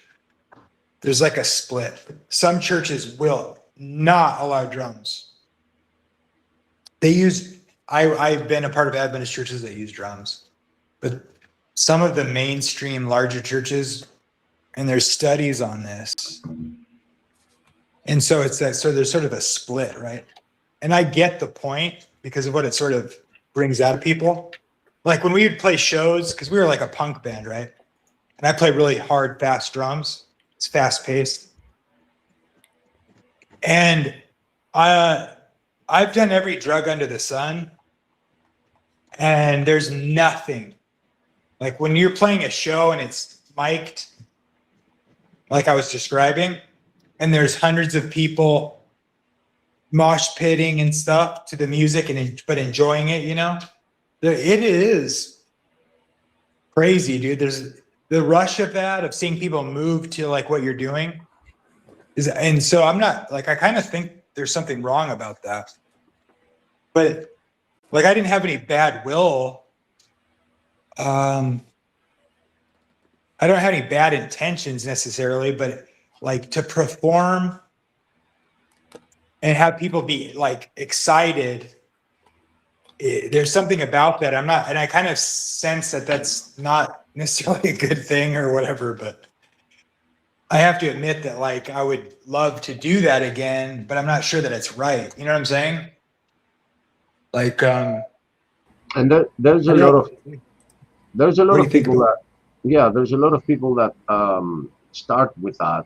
They wanna entertain people, and then they get this exhilarating feeling from achieving it, and it just starts from there. It's not, they don't start with bad intentions. And at some point further down, when they get their first album out, they start getting contacted with ideas of try this, do that, and then the familiar is going to promote itself and say that I inspired you, and if you follow what I'm saying, you will get a lot of money. And then somebody that works for the same familiar, you happen to meet them in your label, and it steps. It's not like an immediate thing that people, see it when they enter the scene and they have to make a choice. It is a series of choices, little ones, and then they are like, well, this career is giving me money, it's giving me fame, and they idolize what it is, and they don't look back, and then they become a tool. They don't even realize. I have a question from what you said. I was actually trying to find a video from a brother in Christ who is exposing how far back it goes and brings texts, and it is a great video, and I would love to plug him on our channel, but I can't remember the channel. But the question that I have is, yes, you felt calm when you entered the scene. Would you ever describe that as something coming into you and having to name it with a name different than yours, No. right? Because that's what Beyonce did. She calls it I know. Yeah. Sasa Fierce. And I she mean, says, do you remember that? Do you remember that scene with where the Bob Dylan's being interviewed? That's his famous one too, right? Did you yeah, play that one? I remember that one That as one's well. creepy, right? Yep, it is. And I'll find it. It is in the same documentary on Rainman, for those that will go out and find it. But let me see if I can find it here. What's interesting too, and I just want to say, like, I'm not against drums. I go to a First Baptist church. We have a drummer. So I'm not saying like you can't play drums in church, but it is just an interesting coincidence, right? And if you guys think about it, how many famous bands have replaced the drummer, the original drummers, because they weren't good enough, they didn't beat the drums hard enough, and they even the Beatles did it. Ringo Starr is not the original drummer from the Beatles. And the list goes on and on and on. And the reason is because drums in particular have the ability to just drive the spirit. Like the drumming riles people up. It's insane. Well, we were pretty good, and we recorded with a famous dude in Seattle, right? Like he thought he was going to get us signed, and we sent our album off to a lot of places, and I was like a drug addict, and it kind of all fell apart, and they kind of went their own way. And then I got converted, and I sort of denounced what we were trying to accomplish. And then a bunch of people got mad at me for saying that because they thought it was like, no, it's not bad. You're just blah, blah, blah, blah, blah. So like we had a falling out, right? But like, let's say like we could have gotten signed. Like it was close, I would say. Like we toured up and down the West Coast, and like people were into us. We were popular for our size, right? Our small thing. And Like it could have gone, it could have happened, right? We could have been like a small signed band or whatever. And if that had happened, then I could start imagining having some of those delusions of grandeur, like how those people talk, right? Like if it had just taken off, then I might start thinking in those terms. So like it's weird, right? Because like I always have been a believer, right?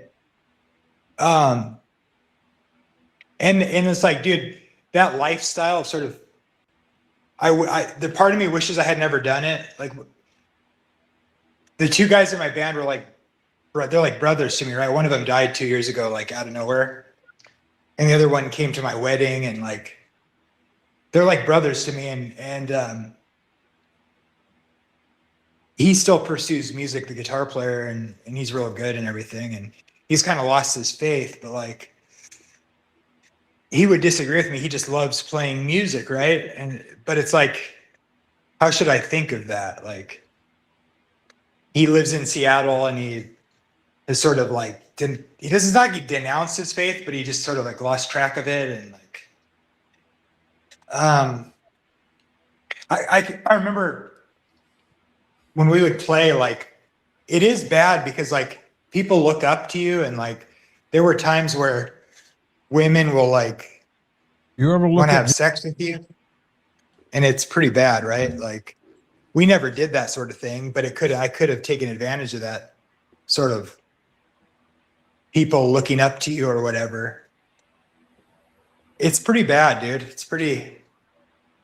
Sex, drugs, and rock and roll are a thing, right? Like it's a lifestyle. It's pretty bad. Let's play the clip you brought up. You ever look at music that you've written and look back at it and say, whoa, that surprised me? I used to. I don't do that anymore. I don't know how I got to write those songs. What do you mean you don't know how? Well, those early songs were like almost magically written. Darkness at the break of noon, shadows even the silver spoon, a handmade blade, a child's balloon.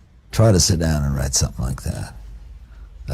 There's a magic to that, and it's not Siegfried and Roy kind of magic. You know, it's a different kind of a penetrating magic.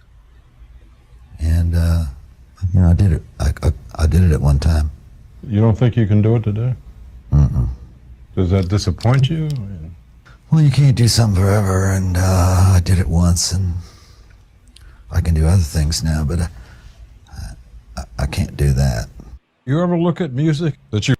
That was not the reference that Jamie was referring to, but I only find it in a 60 Minutes official website, and we could get a strike. Okay, here it is from another one. Like, whereas fame used to be the byproduct of success, and now it's the ultimate goal. And if your ultimate goal is to be famous, then you're gonna do a lot to get there. Like sign your name in blood in a contract with the devil. Like you're gonna end up on a one-way street, and it's going nowhere. Like that's just the truth. I've seen so many people like forsake their moral code and their value systems just for a little bit of fame, and it's not worth it at the end of the day. It's really not worth it. You ever look at music that you've written and look back at it and say, whoa? I don't do that anymore. Songs. It's the same clip. Stan, you knew too soon. That's a balloon. That, and it's not the destiny kind of magic. You know, it's a different kind of a penetrating magic destiny thing. I'm to bargain with it. Well, it goes back to the destiny thing. I mean, I made a bargain with it, you know, a long time ago, and I'm holding up my end. What was your bargain? To get where I am now. Should I ask who you made the bargain with? with you know, with the chief commander. On this earth? And this earth, and then in the world we can't see. Well, that's pretty blatant. Why do you guys think it's so active in the music industry? Like, It's in all of it. It's in cinema. It's in everything. But for some reason, it takes its deepest roots in the music industry specifically. Why do you guys think that is? Because of its influence and what the strings and tones do to the soul. Music is a weapon that the devil is using, and it can be used for good, but it can also be used for evil. And it's the same thing with weapons. You can use them to defend, but on the wrong hands, um, they're killing innocent people. So because of the influence, I think the Hollywood, I call it Hollywood, but let's say the media industry is equally big. It is influencing the minds of people with music, though, right? When you're watching something, it always has a musical background to it, and that is like opening up the road for you to get the message. So the music industry does it with straight up music and lyrics, while the movie industry does it with epic music and punchlines. You know, another contrast, a difference that I see, because you're right, you know, the media industry, Hollywood, they are just as powerful in a different way. But there's something odd about like Hollywood and movies in the way that they seem to get more of a thrill from humiliation, right? It's either to see how naked you can get an up and coming female actress to get, which is humiliating for a woman to be, you know, bare in front of the entire world, or for men, it is to see if you can get them in a dress. Have you noticed that? So I've actually talked about that, and I would argue it's not humiliation, because in order to experience humiliation, you have to like experience shame first.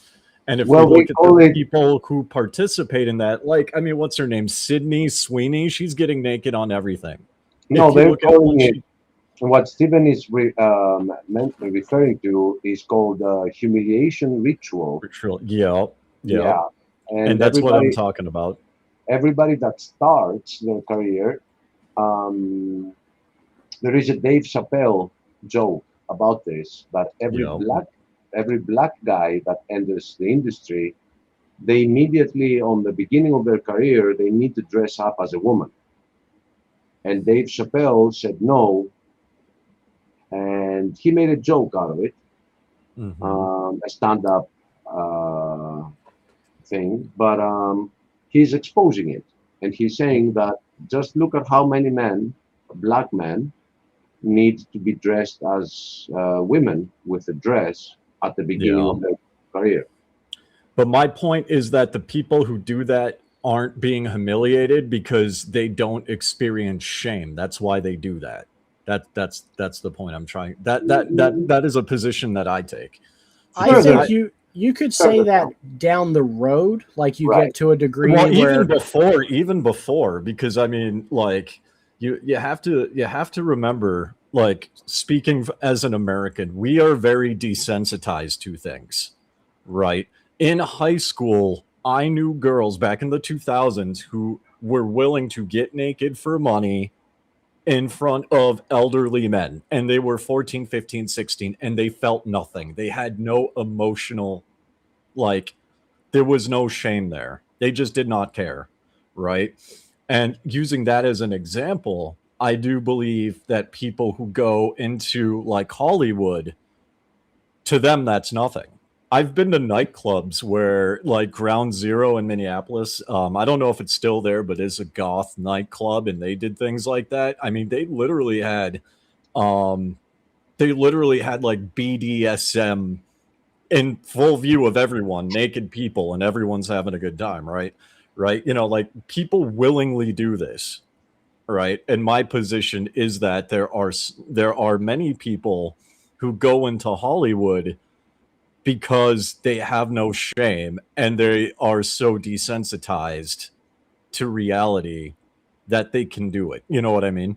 Well, yeah, there is big sect of people who are just totally depraved and feel no shame. But Yeah. there's an equal amount of actresses that have done interviews and talked about, yeah, I did my first nude scene and I was really ashamed. You know, I like watching celebrity interviews. It's just one of the Yeah. things my There's autism that too. enjoys. And like I remember watching a lot of female interviews from the actresses of Game of Thrones. And one of them, the blonde girl who was the dragon queen, she was talking about how Yep. she started doing those scenes and how humiliating it was. And then And she Jason decided Momoa to. had to step in because the producers wanted her to go farther. And like Jason Momoa actually got into it with one of the producers. Yeah. I saw that. Yeah. Well, she even said, she's like, I tried to get my family to watch one of these episodes, and they ended up watching the episode where I did my first nude scene, and I was so ashamed. So, like, and you'll notice they get these young actresses, right, who are like in Nickelodeon and Disney. And then as soon as they turn 18, they want the humiliation rituals to start. And then they do get to a point where they're just desensitized to it and feel no shame. Like, you're right about that. But I think a big portion of them, it does start off humiliating, like especially their first one. And the same goes for the men in the dresses. Like, that has to be humiliating. Some of the guys, yes. Other guys, I don't know. I think it depends on who we're talking about, too. Sure, absolutely. No. There is I a think segment of men who it's probably don't mind at all. Yeah, I mean, I'm not gonna lie. Put me in a dress for 20 million. Okay. Do you know how far that'll take me here in Mongolia? 5 generations of never having to work again. There All are not joking enough aside- millions in the world to put me in a dress. All joking aside, though, I think I can answer why from an external non-Christian view of why Hollywood and especially the music industry is because why that's so spiritually based. And that's because of 2 things. First of all, the vibration of the music. Every religion under the sun and every culture and worldview has the concept of vibrations, what you put out and what you get back from putting that out there. But the other aspect is money, because the worldview on money is very, very different. So from the Hindu perspective, from the Buddhist perspective, my wife has, money is energy, right? It's not a currency, it's an energy. It's a means of exchange, right? But it's energy. And when you have a lot of energy pooled into one area, right? A lot of spiritual energy that is pooled into one area, i.e. the billions of dollars the music industry has and the billions of dollars that Hollywood has, you're going to have more spiritual influence there because of that. That is how I see it.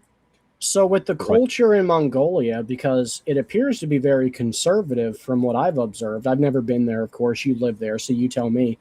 But from the culture I've observed, it seems like that would be something very shameful for a woman to do there. Like, could you go there and just pay a woman to take off her clothes? It seems like they'd be more modest than that.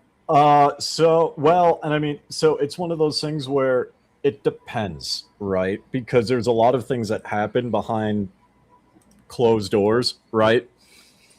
So if it was done in broad daylight, yes, from what I've seen, right? Women, sure, women wear yoga pants and crop tops and whatever, but it's, my wife was actually telling me that the chest region, women typically don't show cleavage unless they are trying to, seduce or find a man, right? Typically.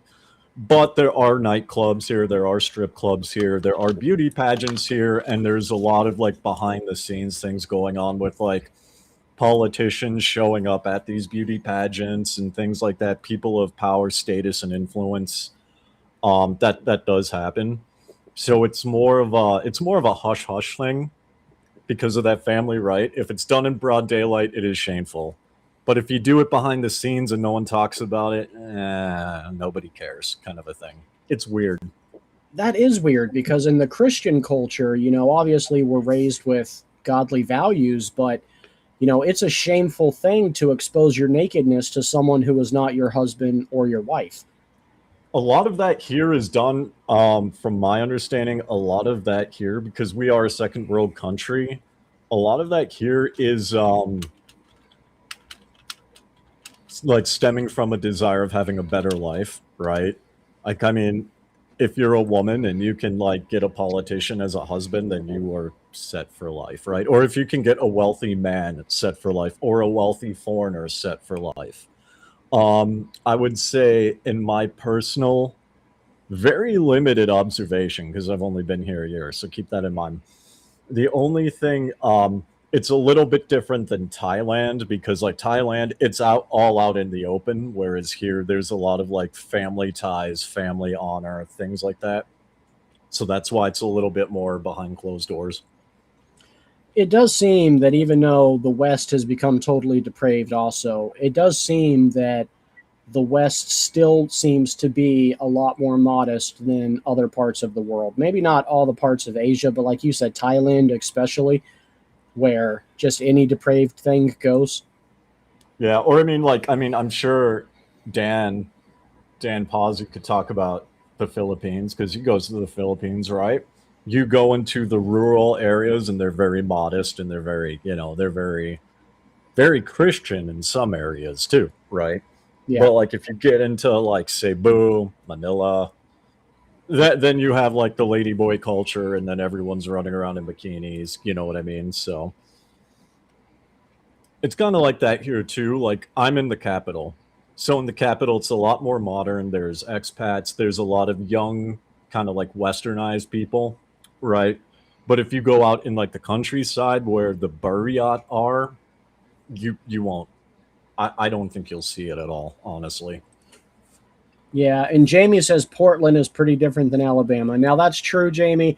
I have never lived out west. I've never lived, you know, in the Northeast. I've been to the Northeast, but the majority, all of my life actually, I have been right here in Dixieland. I've lived in almost every southern state, but never lived outside of the South. So that might be a fair analysis. And honestly, we kind of are a country unto ourselves, even though we lost the war. Yeah. We have different values. We have different traditions. We are more modest. We consider ourselves the Bible Belt. But yeah, so maybe that's a fair point. Yeah, and I mean and like part of the desensitization, since we're talking about Mongolia, so my wife does like a spiritual coaching class, and sometimes I'll sit in on it.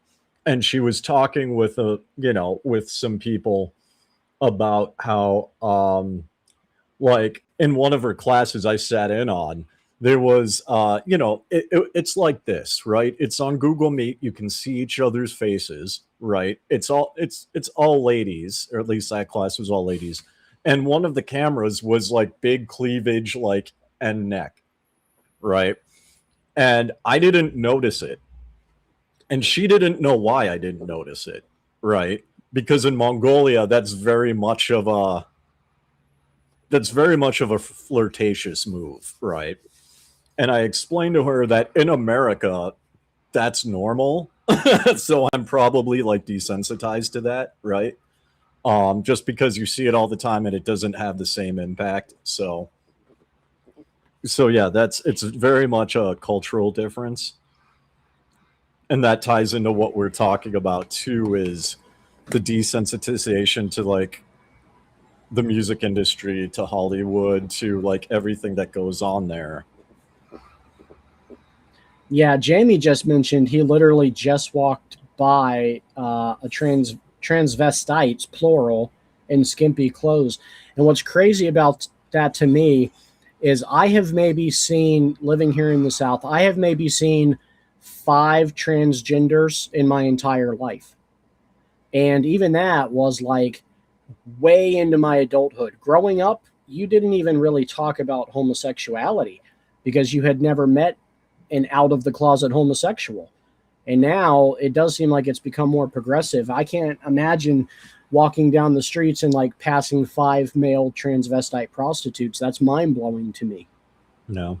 Well, even in India, for instance, even in modern areas, it's still generally very conservative. And what a lot of foreign women have said, and even a lot of Indian women who live there, is says like when they wear kind of skimpier clothes, you have people from villages coming to get an education, but because they are scantily clad, they're actually mistaken as prostitutes because prostitution is legal in India, and that's how prostitutes dress, right?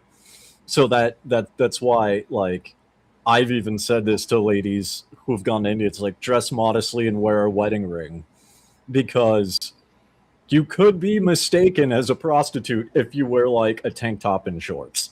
You could be, and that's a very bad situation. Wow. No. Achilles, what's the vibe there in Greece? Do you guys have a lot of scampy dressed transgenders walking around like Portland? We're a little more on the at the back of the wagon when it comes to this, but it's bad. But you guys are like leading the train together with Yeah. the UK. Well, But that's the thing. Here in the South, I was explaining how I don't know if I have seen but 5 or 6 of them my entire life. But here's Well, the thing. When the media or the news streams are portraying what's happening in the U.S., they're not making a direct distinction, saying, "Well, this is only happening in California, though. You should hear what the other states are saying about it." They're not doing that. So it looks to the rest of the world that it has gotten normalized. Wow. And they continue doing it because, well, if they do it and they're such an advanced nation, then we should all follow along. And we're all going down the drain. Well, yeah, and to like Achilles' point, I've lived in the South. I've lived in the Bible Belt near Rome, Georgia, right in between Alabama and Georgia. People would go to church on Sundays, some of them ladies wearing bikini tops. And then guess what? Everyone's off to the bar. Yeah, I mean After church. that's a fair criticism. So, I mean, I could see Achilles' point still standing, because even though it's the South, even though it's a quote unquote Christian area, you still have the scantily clad women, you still have the guys that are drunk. You know what I mean? Like, and you won't find that. Like, I don't think you'll find that in Greece. I could be wrong, but I'm pretty sure when women go to church and men go to church, women are wearing clothes and the men are not drunk. And then they don't all go to the bar and like cheat on their husbands and wives at the bar, right? I'm pretty sure that doesn't happen in Greece. No, I wish I could say it's not. It's just that the things that are happening in the U.S. are in the superlative, like everything. Extreme. Yeah, in the extreme, right? So yeah, you're going to see people who think that because they went to church and they received communion, oh now those sins are in the past, and they feel right ahead with no remorse, nothing in them telling them that they shouldn't. Because another problem that you will find in my country is that the Bible is, the church is not warning people against that stuff.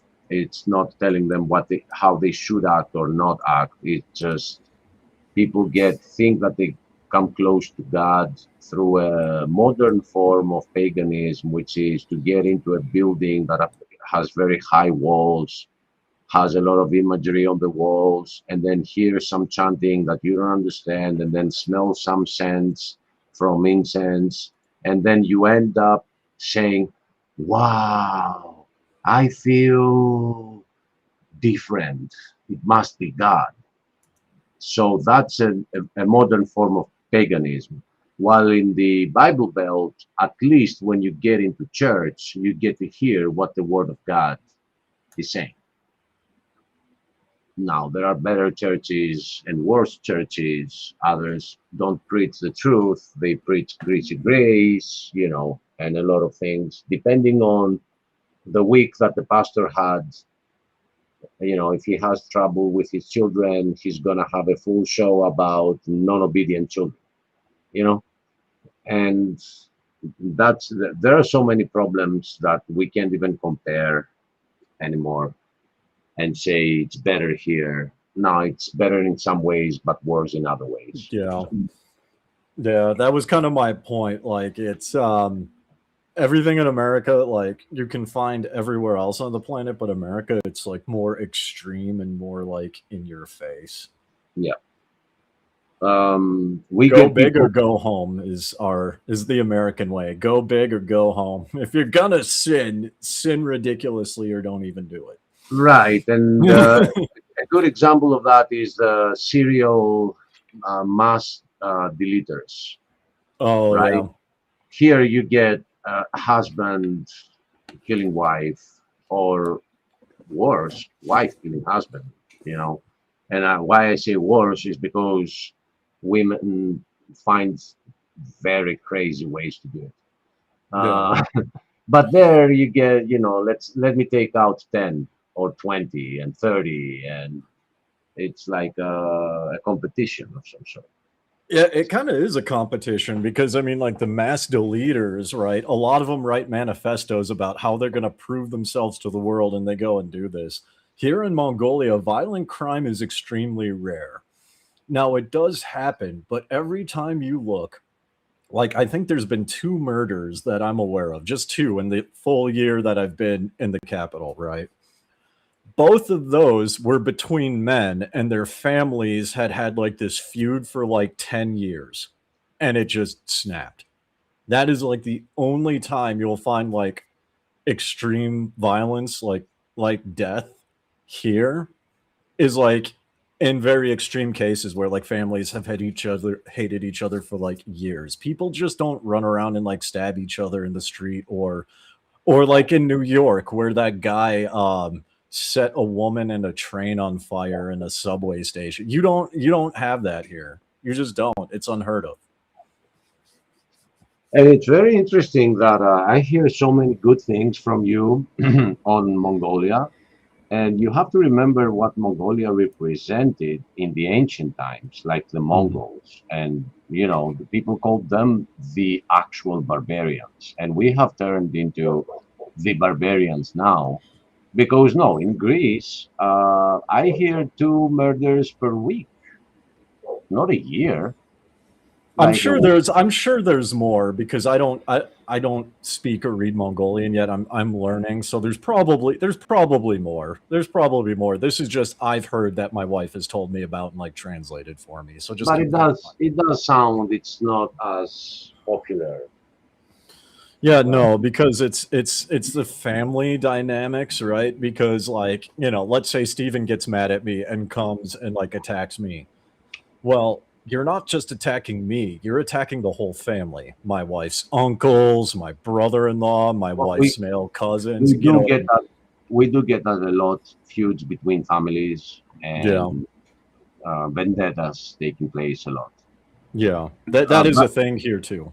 That is definitely a thing here too. by the way, Jamie, yes, my friend, it is that bad. It is a mess. That's how people think they're getting closer to God, by those feelings that they get because of the completely wrong reasons. It is by feeling, you know, it is a mess. I wonder if America leads the way in all of this troublesome behavior because of Hollywood and because of the music industry. We're kind of the pinnacle of it all here. And we get so desensitized by seeing these movies with demonic activity and with rape and murder and just insane behavior, mental illness. And then all day long on our ways to and from work, we're listening to this music, and the music's catchy and the drums are beating. So you're not really listening to the lyrics that you're singing out loud, but it's all about murder and killing and hooking up. And it's like, I wonder if that is connected. I would agree with that because from what I've seen here, Like, family shows are huge. And by family shows, I mean you come to Mongolia, you'll see the news during the day, and then during at night where the family is, it's inside like a ger, which is a yurt, right? Everyone's wearing traditional dress, and then the family is like singing Mongolian songs, and the father or the eldest man is like teaching the children about Mongolian history and about just other things. You will like if you want that, you go like the if you want the well, even the like the rape and the murder, some of it's on Netflix, but here a lot of that isn't showed. Like it's not available to begin with. There's some South Korean dramas like Squid Games and stuff, but like it's just not a thing as Um, much and here. to add to what you guys are discussing, Stephen, this is one of the reasons. Oh, I didn't take the BRB out, did I? Well, I'm back, guys. We knew that. I guessed. This is one of the reasons, a major one, why I think that the mystery Babylon of the end times is the US, because of the influence it has through those industries towards the other nations of the world. Now, if you ask me who has done more evil on the world, I would say the European Union, because we are behind everything. And I say we, and I don't feel part of the European Union, but I'm not calling the US the most evil place. But I'm saying that when it comes to Mystery Babylon, um, no other country has had such an impact on the other nations as Hollywood and the music industry does, the American music industry.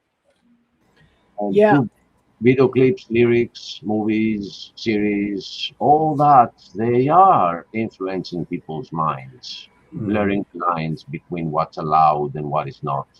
I would say that we definitely are the leaders of portraying and celebrating sexual sin. But as far as violence goes, and it's true, we do have, like, I believe, the majority of mass killings, mass school deletions and that nonsense. But I would still say there are South American countries that are way more violent than us, where the cartels run the cities. And, there's places where American tourists in South America, they'll have where the sidewalks are painted yellow or the curbs are painted yellow, and they will tell you to not leave that yellow line, because if you wander down any alley, you probably will never be heard of again. Yeah, well, I would agree with that, but the difference is those South American countries don't influence global media. Right. It stays Agreed. there. It stays there. Yeah, you it know? stays there. I mean, we have, shockingly, I have not seen a South American cartel here in Mongolia. Right? Or a movie. Fair. I mean, fair. It stays there, right? And that's to Achilles' point. It stays in those areas, but America like puts out global media and music all around the world, and this is why you're seeing more and more countries that are like moving away from American media, right? Americans are moving away from American media. Like I've stopped watching the news like 2 years ago. Ask Achilles. He'll ask me all the time, like, brother, did you see that this happened? I'm like, no, because I don't watch the news, Achilles. And I wanted to add that I forgot. It's late, and my brain stalls that out at this hour. Yeah, we can close it down whenever you're ready, Achilles. Yeah, but what was my point? I remember it, man. Yeah, well, we can sum up by saying that for all the reasons what we've talked about, discussed through all the members in the panel, this is way bigger, goes way deeper than the physical. There are influences that we're trying to expose some, and you should not try. Oh, I remembered my point. Here's an example of how witchcraft works when it comes to this innocent medium, which is the TV. Hypnosis. You get some films that they show in injustice and then somebody becoming a vigilante. I'll give you an example if you guys have watched that one. Law-abiding citizen. Does that ring a bell? I really thought you were going to go with The Punisher Even or Lethal Weapon. Even that, but you know, or some Braveheart. films, Lethal Weapon was in a time where no, they were not committing murder. But you see films like some great injustice happens at the beginning of the film, and then everything that happens after it from the character is completely justified by your eyes as you're watching it. So Law-Abiding Citizen is a film of with what's his name? Butler? No. Gerard Butler? Maybe the Leonidas actor of the 300. Or Yeah, the Gerard Butler. You're talking about Gladiator? Yeah, no. I'm talking about the law-abiding citizen where a thief enters his house, kills his wife, kills his child, and then the court releases him. But instead, they put the husband in jail because he reacted to him releasing the thief slash murderer. So he spent a little time in jail and he was reading law in order to be able to get out of prison and kill every single member that is involved with the case, from the thief all the way to the judge. And as you're watching it, you endorse it. You're like, yeah, they deserved it. So bingo, witchcraft successful. You are now agreeing with cold-blooded murder. Oh my god. Sister Yeah. Terry, welcome. I wish you would have been here like an hour ago. I wanted to hear your input on the familiar spirits. Yeah, I was surprised you were still alive. I had a meeting, actually, a church meeting. But, We were waiting on you. oh, well, I'm very sorry. I was highly in demand this evening. That's all right. I hear church treasurers are very busy. Who told you I was the treasurer? It Jamie. wasn't Jamie. I know that It was much. a birdie called Russell. It was Yeah. probably a Russian spy. I wasn't doing those duties. I had a different pastoral relations committee type thing. Anyway, hi. What's Hello. up, sis?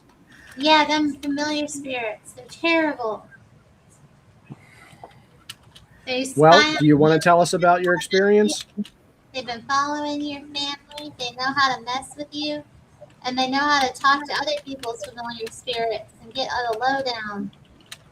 And they also just like are a conduit, you know. You got yours hanging around working on you. And then so that one's working on you. And it's like, it just opens you up for a whole bunch of other, you know, activity. Because, you know, I was, let's see, I was thinking, I was reminded of like doing some medium work when I was a witch. Because, you know, I did fortune telling and medium work and stuff. And the experiences were really crazy. And it was so clear, you know, that spirits were manifesting. Trying to think of an example. Somebody asked me to contact her dead grandparents, both of them. Are you talking, Achilles? No, we're listening. Nope. Sorry, I Nope. saw the thing moving. I was like, oh no, is my thing Yeah, moving? no. It just does that, but I think no audio is coming through. I hope. So yeah, I saw like her grandmother's basically like corpse spirit in front of me, and it was nasty looking. And her grandfather had been dead a longer time, I guess. So he was more, that spirit that manifested to me was like more air, airy, I guess. But like he showed me a bunch of stuff like in my mind, and it's just it's unclean when I think about it now. When I kind of like look back, it was so crazy that I was doing all these things, and But it didn't look unclean back then. I mean, it was unclean because I'm looking at a corpse in front of me with like sunken out eyes and stuff, like, and it gave me like grody. A lot of times I would get these like gross feelings. Or I remember doing a reading for someone, and she was a witch as well, and she wanted to like work with the Galatia. She was like wanting to look at different demons that she could make a pact with. And I remember like doing that reading, and everything came through like really intensely, but I just felt so dirty.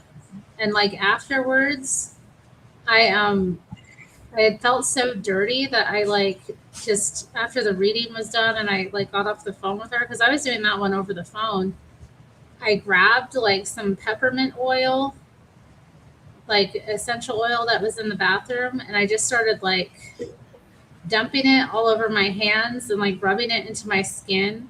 And I told the witch that I was doing the reading for later about what happened after the reading. And she's like, they recommend that you offer peppermint oil as an offering to the spirits when you're trying to communicate with them, like in the book that she was working in. I was like, are you serious?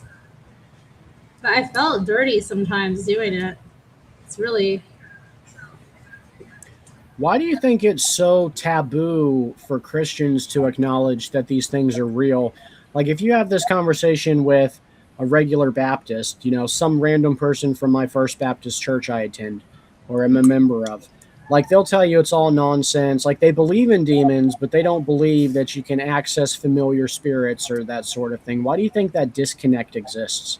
I have an answer. I have answers for that too.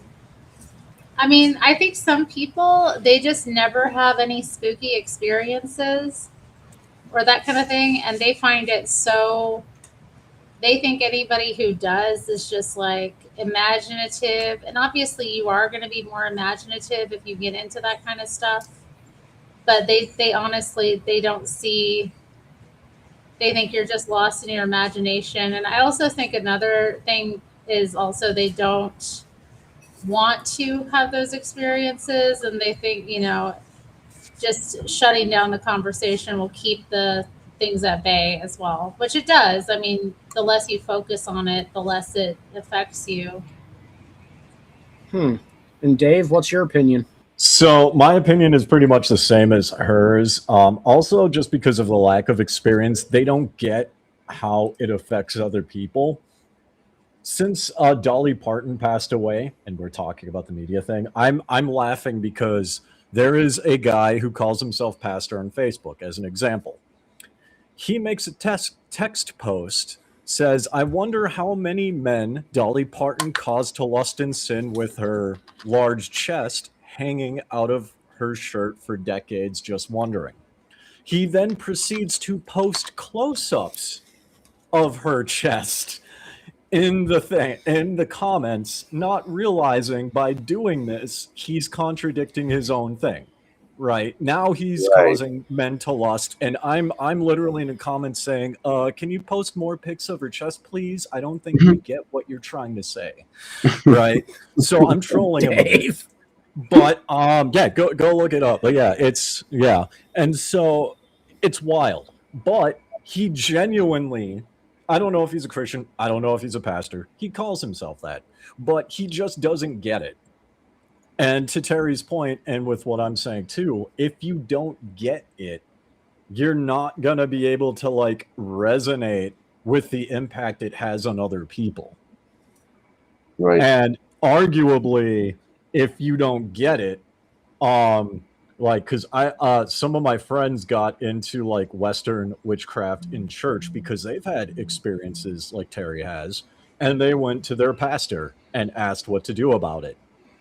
And because they felt a connection with these spirits, and they were giving them valuable insights that they could practically use and demonstrate in their life. And the pastor's like, you're just making this up, blah, blah, blah, yada, yada, yada. Well, guess what they went to? They didn't get an answer from the pastor. Everyone thought they were insane. They went deeper into the they went deeper into the witchcraft because there were answers there. And Yeah. they were not being thrown away. Yeah.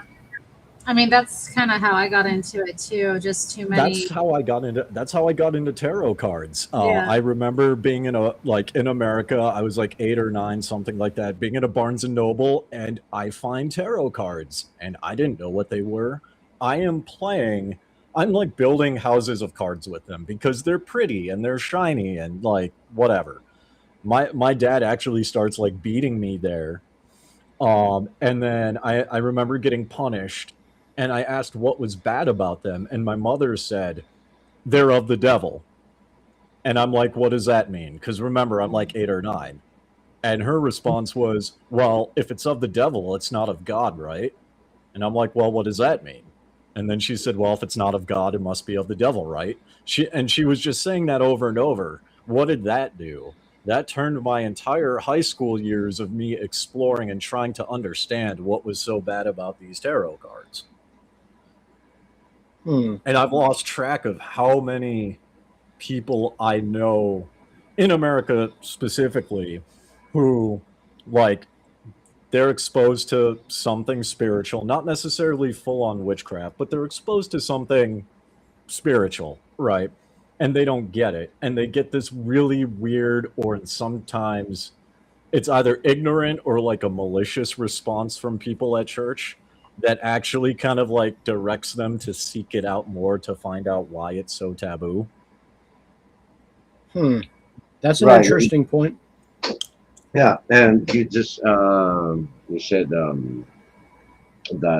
they don't realize it, or they have a purpose for some weird reason. They have their own spirit, and it wants to push it through them.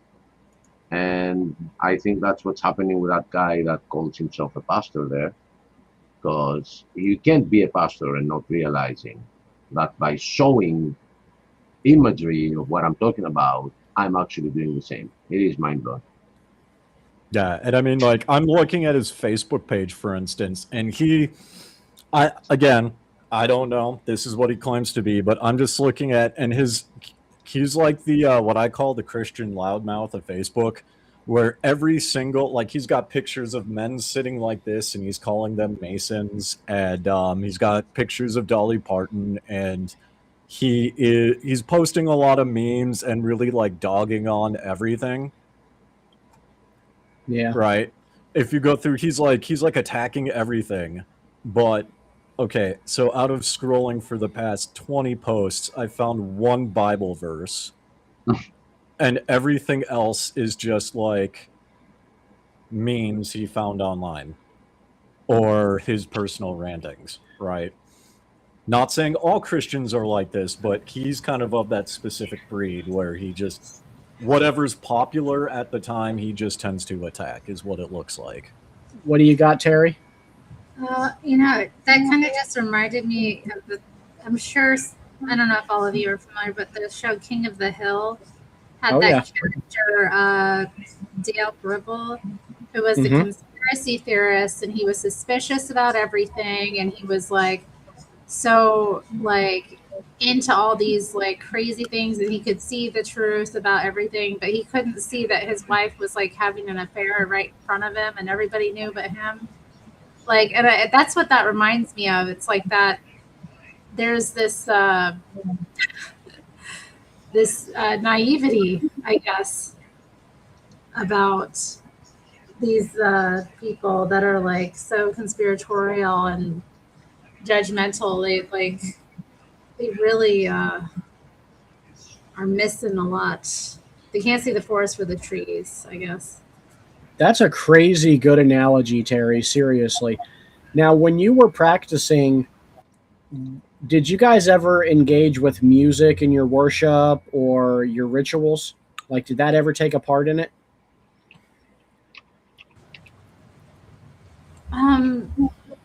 Not really. No. I mean, I was a solo practitioner. I didn't want to. I always thought like I wanted to stay away from other magicians. I feel like God was protecting me in some way, like just giving me an aversion to stay away from people because I would meet other magicians and they'd want to like work with me, but I'd be like, I get a bad feeling usually. So I didn't work with anyone else. And for me, my practice was always pretty silent. I worked with like, I guess, bells and things like that,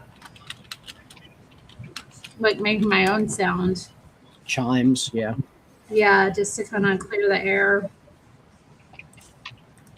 All right. Well, it's 5 in the morning for Achilles, so we're going to go ahead and shut it down. But I do want to give you guys the chance to do your closing thoughts before we go.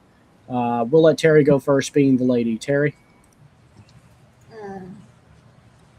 Do not make a pact with the Rain Man, and do Amen. not make a pact with the devil, and be aware. Trust what your eyes see. If it don't look right, if you get a weird feeling or something looks a little off, or you see a demon manifest, just be aware. That is wisdom. Thank you, Miss Terry. Diamond Dave, closing thoughts. Closing thoughts. I think it boils down to, based off of what all we're talking about and kind of what Terry said, just be aware, and be aware, especially as a non-Christian. I will say be very aware if you are a Christian when you do speak on this topic and then or anything else, because we all have influence, right? And you may inadvertently push people into something you don't want to go them, you may push them down a path you don't think is good for them, i.e. this pastor who's doing whatever he's doing, right? I don't get it, but yeah, I'm just kind of to echo what Terry said, just be very aware. And I would say, and we've talked a bit about this before, but I would say Christians have the higher standard. Agreed. Because they claim a higher standard. Amen. So that's why I'm dogging on this guy right now. So yeah, and you see, that's it. Yeah. and you see that always me and Stephen, and I hope others as well, will always amen that, because if Christians claim the higher standards, they better live up to that standard. That's why we hold them more accountable than others that are not aware. And Go ahead. No. And my closing statement is going to add to something that Terry said. I'm going to be an echo as well, a lower one, because echo works that way. That it's not always about the spirits that it is obvious that it's like, oh, you're signing an agreement or you have a direct talk. Be careful of those that are not so easy to see, like Diamond Dave just mentioned the tarot cards. People get involved with them because somebody told them that they can see things. Yeah, but they're not telling them that there is a spirit behind them that shows you things. The same thing happens with any fortune telling, coffee reading, stone reading, whatever it is some familiar. And if you go there to learn something about the future, whether that person is going to love you in the end and all that stuff, you are actually endorsing that familiar. And it will come and haunt you. And I think that the things that Terry mentioned, even though we didn't have a lot of time with her, are very important. She said something. She said that there will be a familiar for you, and there will be, once you endorse it, there will be a familiar for your family, and they're going to be influencing them so they can influence you as well. So be very careful of the traps, those that are not obvious. And I'll leave it there for now. Okay, and I would say, go ahead. For this show. I'll leave it here. I agree with absolutely everything Terry and Achilles just said. Those are words of wisdom. Don't play with it. Nothing that we talked about tonight is an endorsement trying to entice you to do it. All three of us have had dealings with the occult. It's nothing glamorous. It's nothing fun. It might give you a little thrill in the beginning, and then it's a headache, and it's something that causes fear, and it's a dangerous game. Besides that, I would just tell you guys to serve the Lord. Put your trust in God. Get right with Jesus. Make him your friend. Make him your savior. Have that relationship with God. And the other thing I'll tell you is probably the most important thing, and I want you guys to listen closely. I mean, look, I'll just give you one example. There's this channel on YouTube called ProverbsGuys. Now, imagine having a channel called ProverbsGuys. Imagine having a YouTube channel called ProverbsGuys. Okay, and let me tell you some things about ProverbsGuys. Okay, so ProverbsGuys, oh, surprise, not King James. Oh, I'm a New American Standard guy. Okay, and then you know who ProverbsGuys said is the greatest man in the world, the greatest preacher in the world? Kent Hovind. It doesn't matter whether it's Jeff Bourbon or whether it's ProverbsGuys, or whether it's that satanic transvestite. Well, bro, maybe you should give some credit to your parents who taught you how to be well-educated and well-spoken.